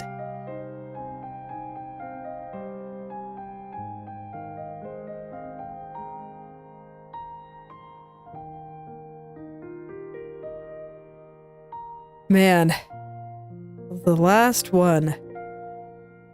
This really is going to be the last little butterfly, and then I finish integrating it into the painting, and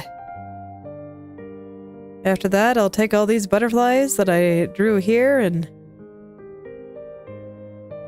merge them into the background, I guess. This way all the ones in the background will be clean and I don't have to do any more butterfly cleaning. Because I think I've had enough of that, if I'm being honest.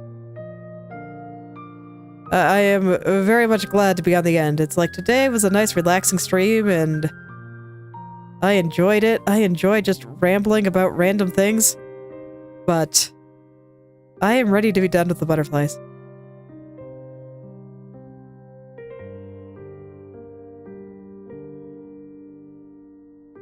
I am.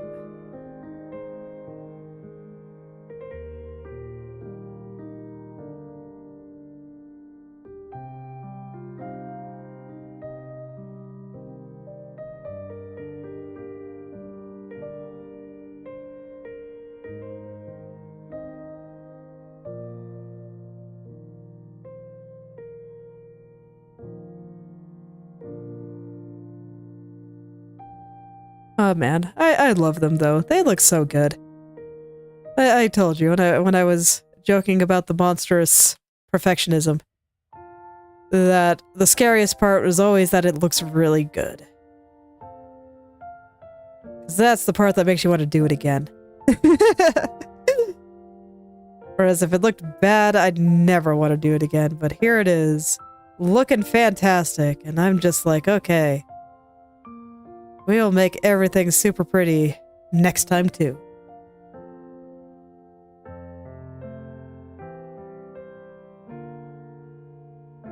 And it'll probably take a while. Because that's what it means to make things look really pretty. It takes time to make things look really pretty.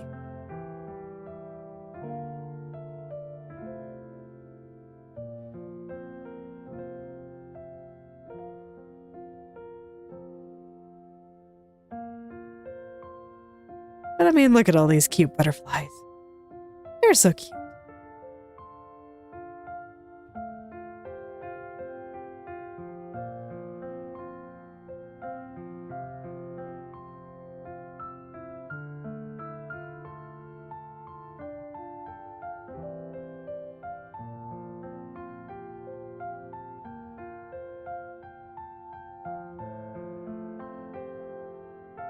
All right.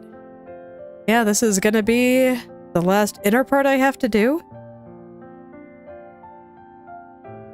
Or at least the inner part for the upper wings, and I just have a couple more antennae to draw. And then the pattern on the inside of the lower wings. And that's it. That's it.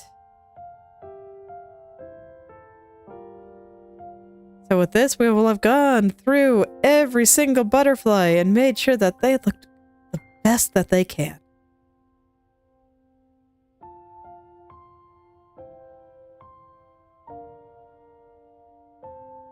And, oh, you guys should be clipped to the circle. Yes. Definitely don't want any of this going outside.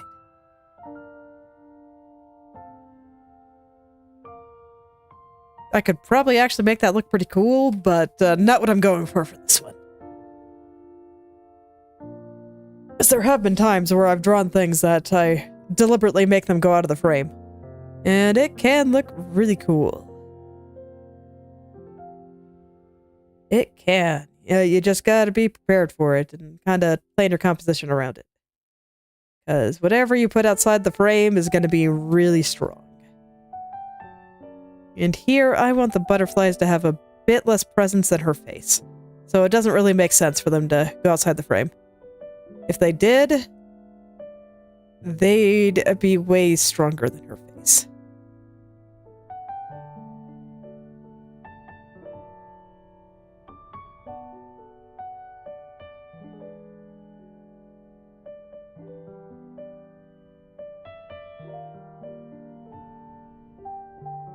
Alright, let's get the inside of this big wing here. I'm just kind of going over it a little bit roughly to remove some of the bigger problem pixels here.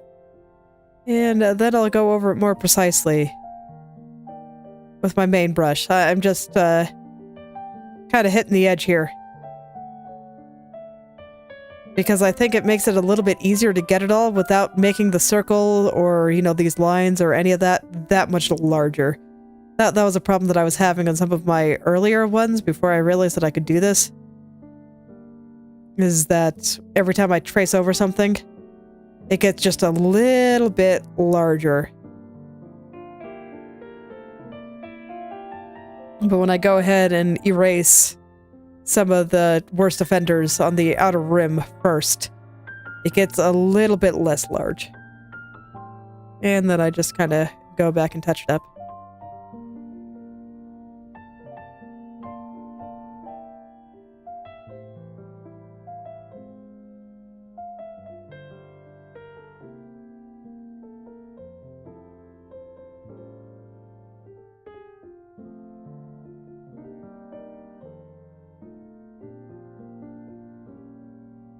Okay. Here we are.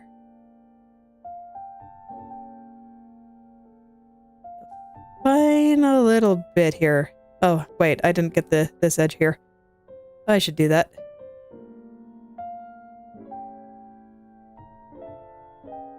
Trying to get it nice and neat here. I see a few stray pixels over there. Right here still looks a bit messy, and there we go. That's better. Okay. Back to here. Back to getting these last few things here. And back to seeing what happens.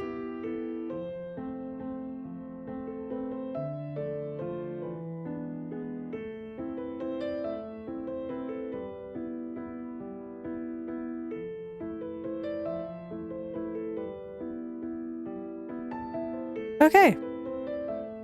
Oh, wait, I didn't get the circles over here, did I? I also didn't get this. Okay, no, we got a little bit more to do. I missed a spot. Oops.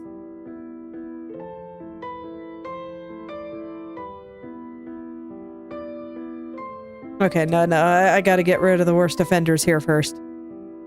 So I go over it kind of roughly, just clear out some of the worst looking ones. And Then I can go over it again and make it smooth. There we go. So there it is, really rough. I realized I missed a spot here, so I did that real quick, and now I can go make these circles really smooth.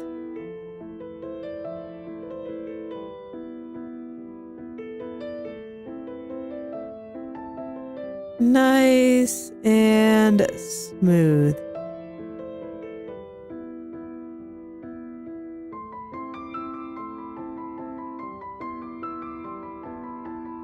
Alright, looks good to me. Just checking it over again since I missed so many spots there, but yes, it looks good to me. Let's go draw some circles. And then before I declare all of this done, I want to go back to the beginning and make sure I didn't miss any spots.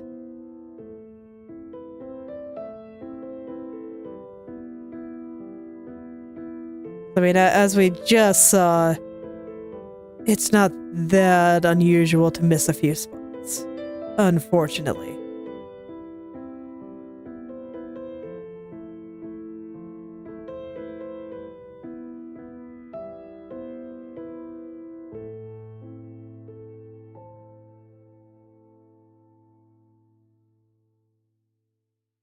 Okay, then I just go around and around and around. And around and around and around. Okay. One more. One more.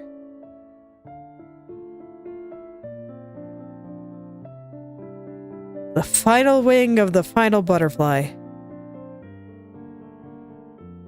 Let's make it a good one. Make sure I go over everything perfectly. Or as perfectly as I care to, I guess.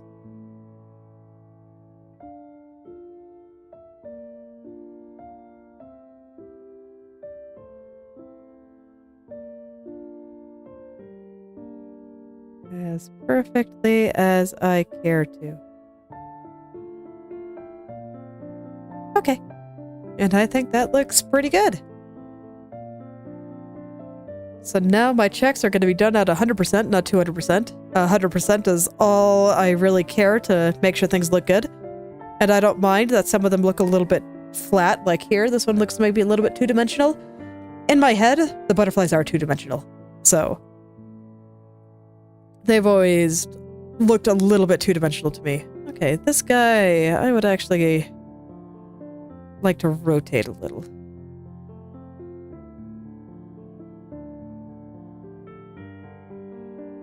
Not a lot, because if I do it a lot, I'm gonna have to go back over it again, and that will make me sad.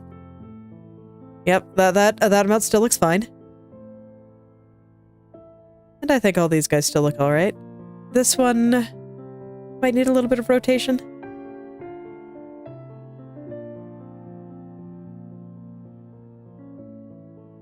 Just kind of want them to follow these guys just a little bit better. Okay, that seems fine. So back over the butterflies. What are you? I missed a spot. Yes, I do notice that. I did not go over those tips very well. Okay. Carrying on.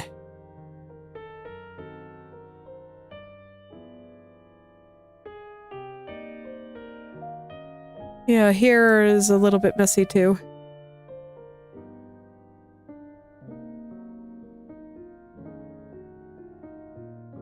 Gotta get him. Alright, there we go.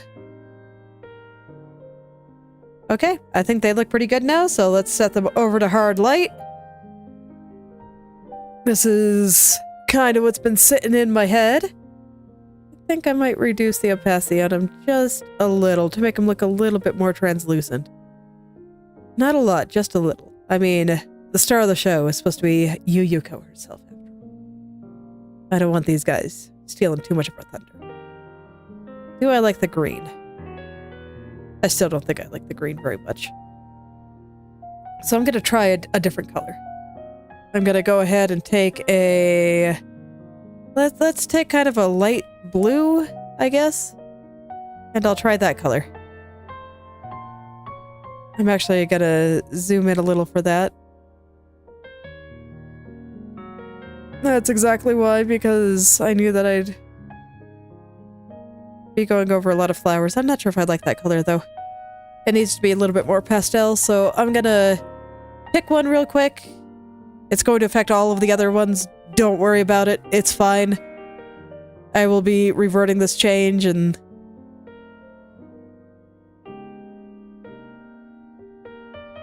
once I pick the right color. I think that color is pretty good. Let's see, I have an opacity of about 90%, so now I need to set this to normal. Pick my color, and then we undo all of these things. Hard light. Opacity correct. And now I just change the color of all the green butterflies into this color that I like a little bit more for them. They seek a little bit less attention.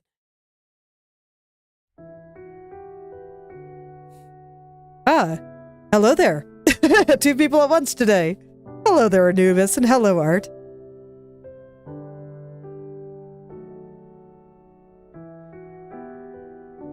Glad you both could stop by. We're almost at the end here.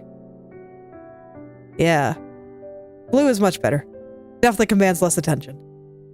Okay.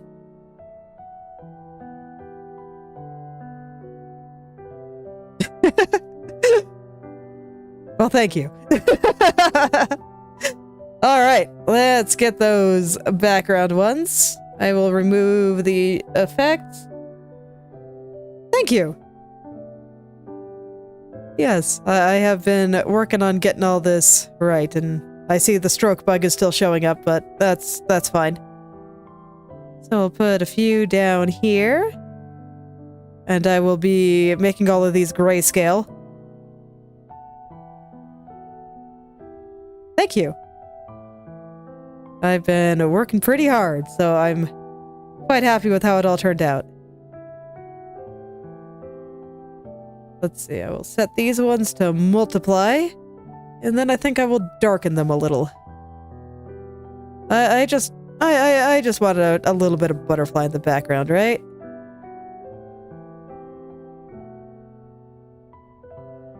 I'm gonna have to do this in a few layers, I think.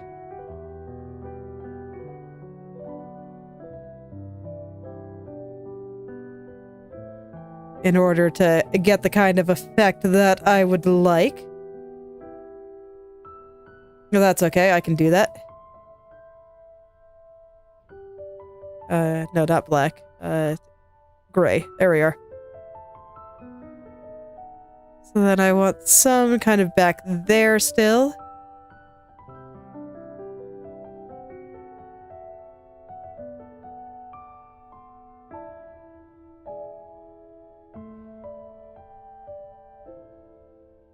Yeah, I'll just pay attention to back here first. So for that, I want the butterflies going that way. And I will erase the excess.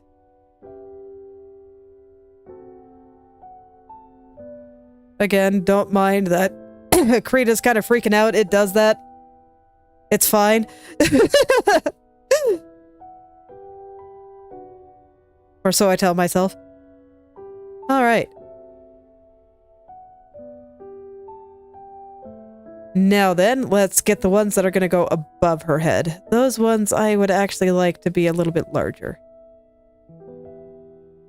So I will flip this over once again, and... let's see here.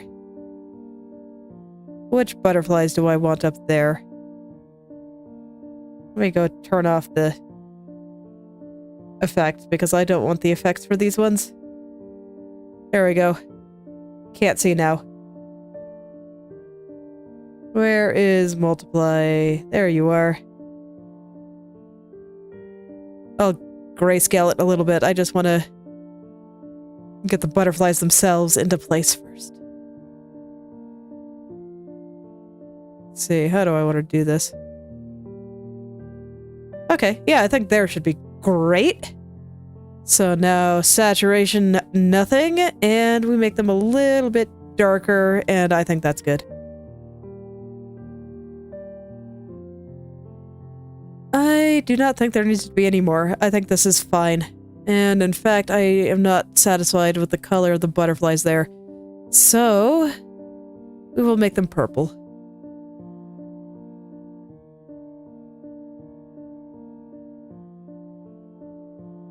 Purple is a nice color to use for shadows, in my opinion. So there we go. That looks better. Okay, there we go. Now then, is there anything else? Is there anything else? Okay, so I guess this is where I... Oh, thank you. I worked very hard on the flowers.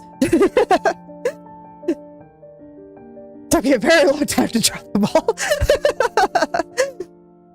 Alright, so I get this is where I'm going to zoom in to 100% and just take a look over everything and make sure that there's nothing I want to change. So I'm just gonna quickly go over everything, make sure it's clean and that there's no stray pixels anywhere and that nothing's looking blurry and ugly or anything like that. I always like to do this at the end of drawing something.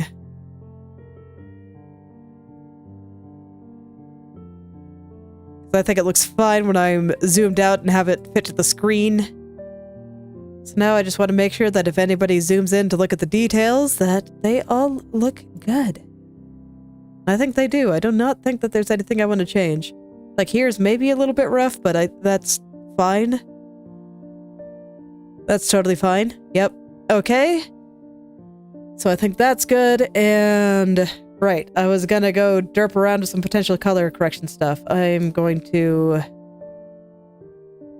grab literally everything and put it into a group.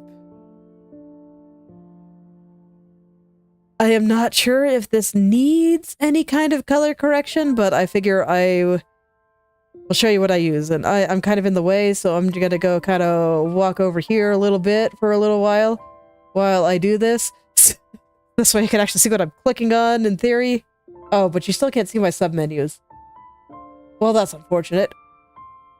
So, what I'm clicking on is... I am clicking on filter layer. I'm clicking that little arrow down next to the plus sign here, and clicking on filter layer. And then a window's gotta come up. And unfortunately, with the way I have my screen capture set up, OBS does not take it. It does not see it. I'm gonna have to take my word for it. But you can at least see the color changes, and I am picking color balance here. And then I can mess with these little sliders here, and it will change things. So you can see, right now I'm messing with shadows, so that's gonna do stuff to all my dark colors. And... I don't think I want to change anything about them, so... I'll just mess with the sliders a little bit and see if it can get me some colors that I like slightly more. Ah, yes.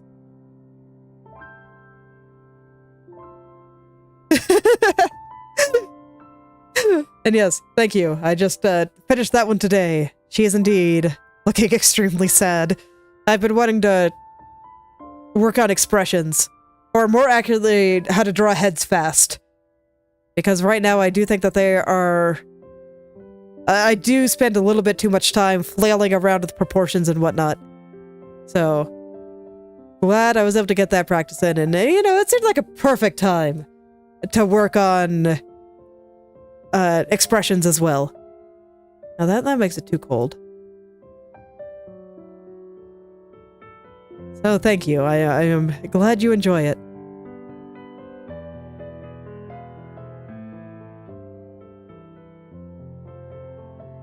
Okay, so as it turns out, it looks like I am changing the colors just a little bit.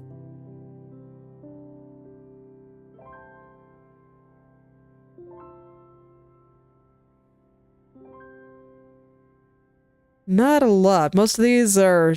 The most extreme one I'm putting at a value of 3, which is very tiny. But nonetheless, I did end up changing the colors just a touch.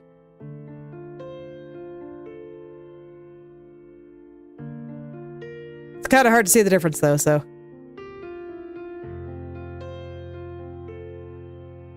But down here is a little bit more purple, and her face is a little bit more yellow, and that's about it. So, another thing that I like to do is I will just grab everything.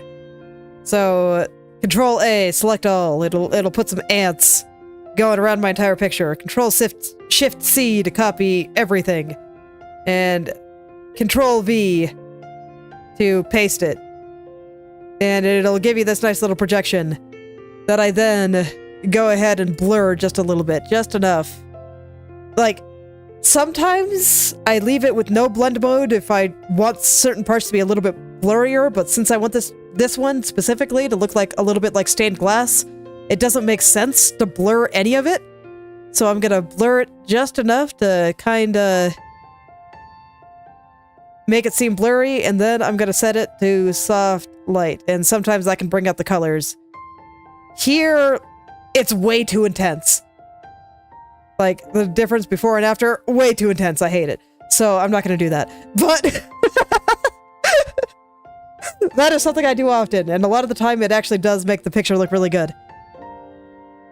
And since I still have a projection, I'm gonna go ahead and paste my projection again. And this time I'm gonna go to Filter, Enhance, I guess. Let's see. Sometimes I use a straight sharpen, sometimes I use just like an unsharp mask or something. I'll just do sharpen here, and I'll see how that looks. So I'll zoom in a little bit so you can kind of see with and without.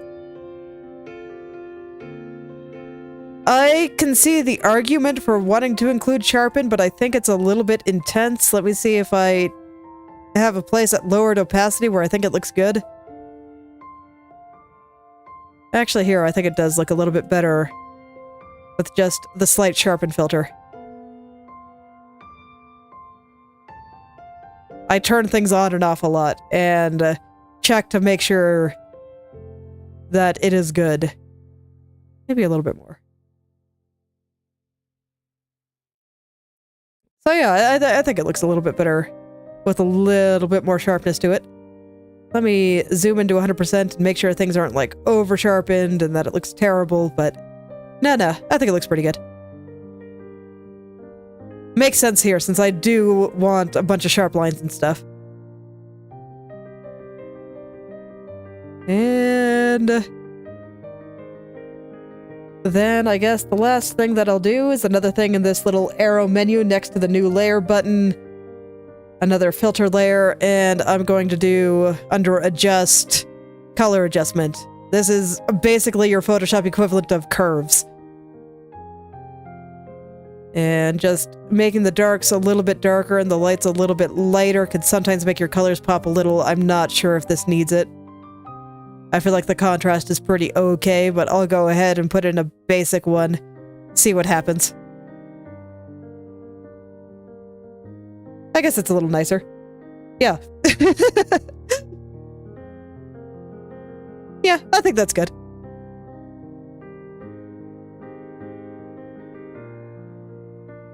This is where a little bit of color adjustment can actually make a fair bit of difference, so I do think I will keep that. I wish I could show you what my line looked like, but it was very subtle. It was kind of... I'll just draw it in black here a little bit, but we had the corner, and then it was just kind of just very slightly like that. It was very small. I did not change a lot there. But nonetheless, I do think it made a difference. Let's see, is there anything else that I think this needs? I guess I'll take a look under the rest of the filters and see if there's anything else I need there, but I don't really think so. Yeah. Yes, I think so. Noise, I definitely do want to add noise to this. I guess I'll try the unsharp mask. That's another thing that can kind of make things a little bit sharper. I don't know how to use it, so I just kind of adjust things randomly. But you can see when you do big numbers, it does stuff like this. So you gotta be careful with it. Gotta be very careful with it.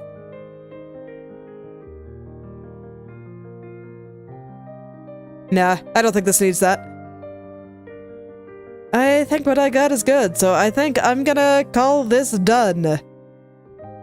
Huzzah. There it is, the end. I'm gonna go walk back on over to my corner here. This is where I feel the most comfortable. Get my head over here. There we go. You were here for it. You got to be here for the ending. All right. So, this is generally where I stop and think about the thing I just made. I like it lots. I love this style. It is fantastic. It kind of has that, Thank you. Thank you. I remember when I was first thinking about how to do this, and I was crawling through the internet on looking through pictures that did what I wanted and had the kind of effects that I wanted. I was like, you know, the big thing I noticed that makes things look a little bit dreamier, but still very solid, was that it had light lines in places instead of black lines. And so I just did this entire thing in very, very light lines, and I do think that it makes things look a little bit dreamier, or something more out of a myth, which is what I was going for, because I initially developed this style because I wanted to develop a style for the comic that I've been working on, and that is very much silly, heroic fantasy shenaniganry. So, not sure if I'll actually be able to use it because it takes me a really, really long time to draw it, but I am trying to get faster. I am trying to make a comic. I'm still in the process of writing the story because I don't want to be trying to write the story and draw the comic at the same time. That sounds like suffering. So I'm gonna have the entire story written first before I start drawing it. Or at least mostly written. Like, you know, it's fine if I change some dialogue here and there, but I at least want to know where I'm going. So I've been working on getting faster at drawing so I can do that, and also kind of developing a style that I want for it, which is what I was developing this style for, but like I said, it takes a long time to draw, so I don't know if I can actually use it. I'll be working on that. I will be working on seeing if I can make this a little bit faster, but there are some elements of it that I think I can do. So that's something that's on my mind. But regardless, things that I really like here. I think her hair is fantastic. Look at that. Look at her hair. Face is cute, but like hair is great. I really, really like what the style does with hair. It makes me very happy. I think her fan looks pretty good too, even if I did not really get it proportionate. It's fine.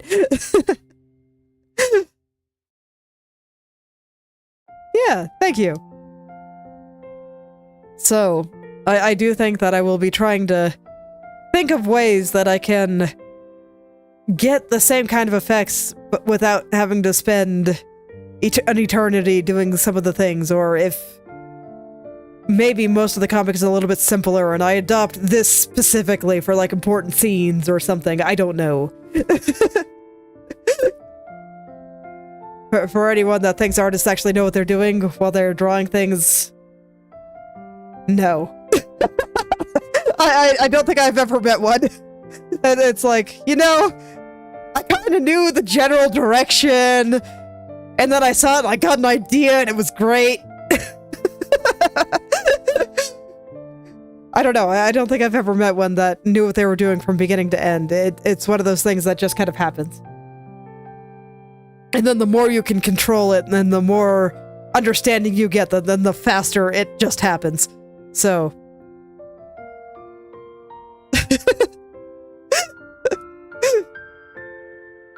But that's why, if you go back and watch, like, the first 2, maybe 3 streams, it's like me just, okay, I like this, let's twist her this way and see if that does this thing better. I'm gonna move this thing over here, and yeah, that looks way better than it did before.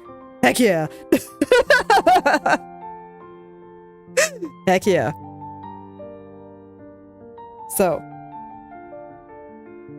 But yes, I like the style. I would like to continue developing it and see what kind of things I can do with it in the future. So you can bet that I will draw more pictures like this. Oh, thank you. For the next one, I think I'm just gonna go straight minimalism again. I already have plans. And it is gonna be a departure from the schedule because I thought that finishing this off would take me longer. So, there we go. Next time, minimalism, and I want to take some of what I learned from Inktober of last year and incorporating some ink-like drawing things into my minimalist style to kind of see where I can push that. So we're gonna do more science. Much more science. We're gonna try things. And I will be exploring, much like I did here. But I think that's where I will end off for today. I will post this on Twitter later, probably tomorrow, so I give myself some time to edit the time-lapse video and I can post them together. But this is where I will end off for today, and I keep punching my microphone. I need to stop that. I talk with my hands, and my hands are no longer holding a pencil and messing with my tablet, so I keep hitting the ground. Oops. Anyway. Thank you all for coming, and I hope you're able to make something wonderful today. And I hope you too are able to do some science and have great results, just like here. I will see you all tomorrow.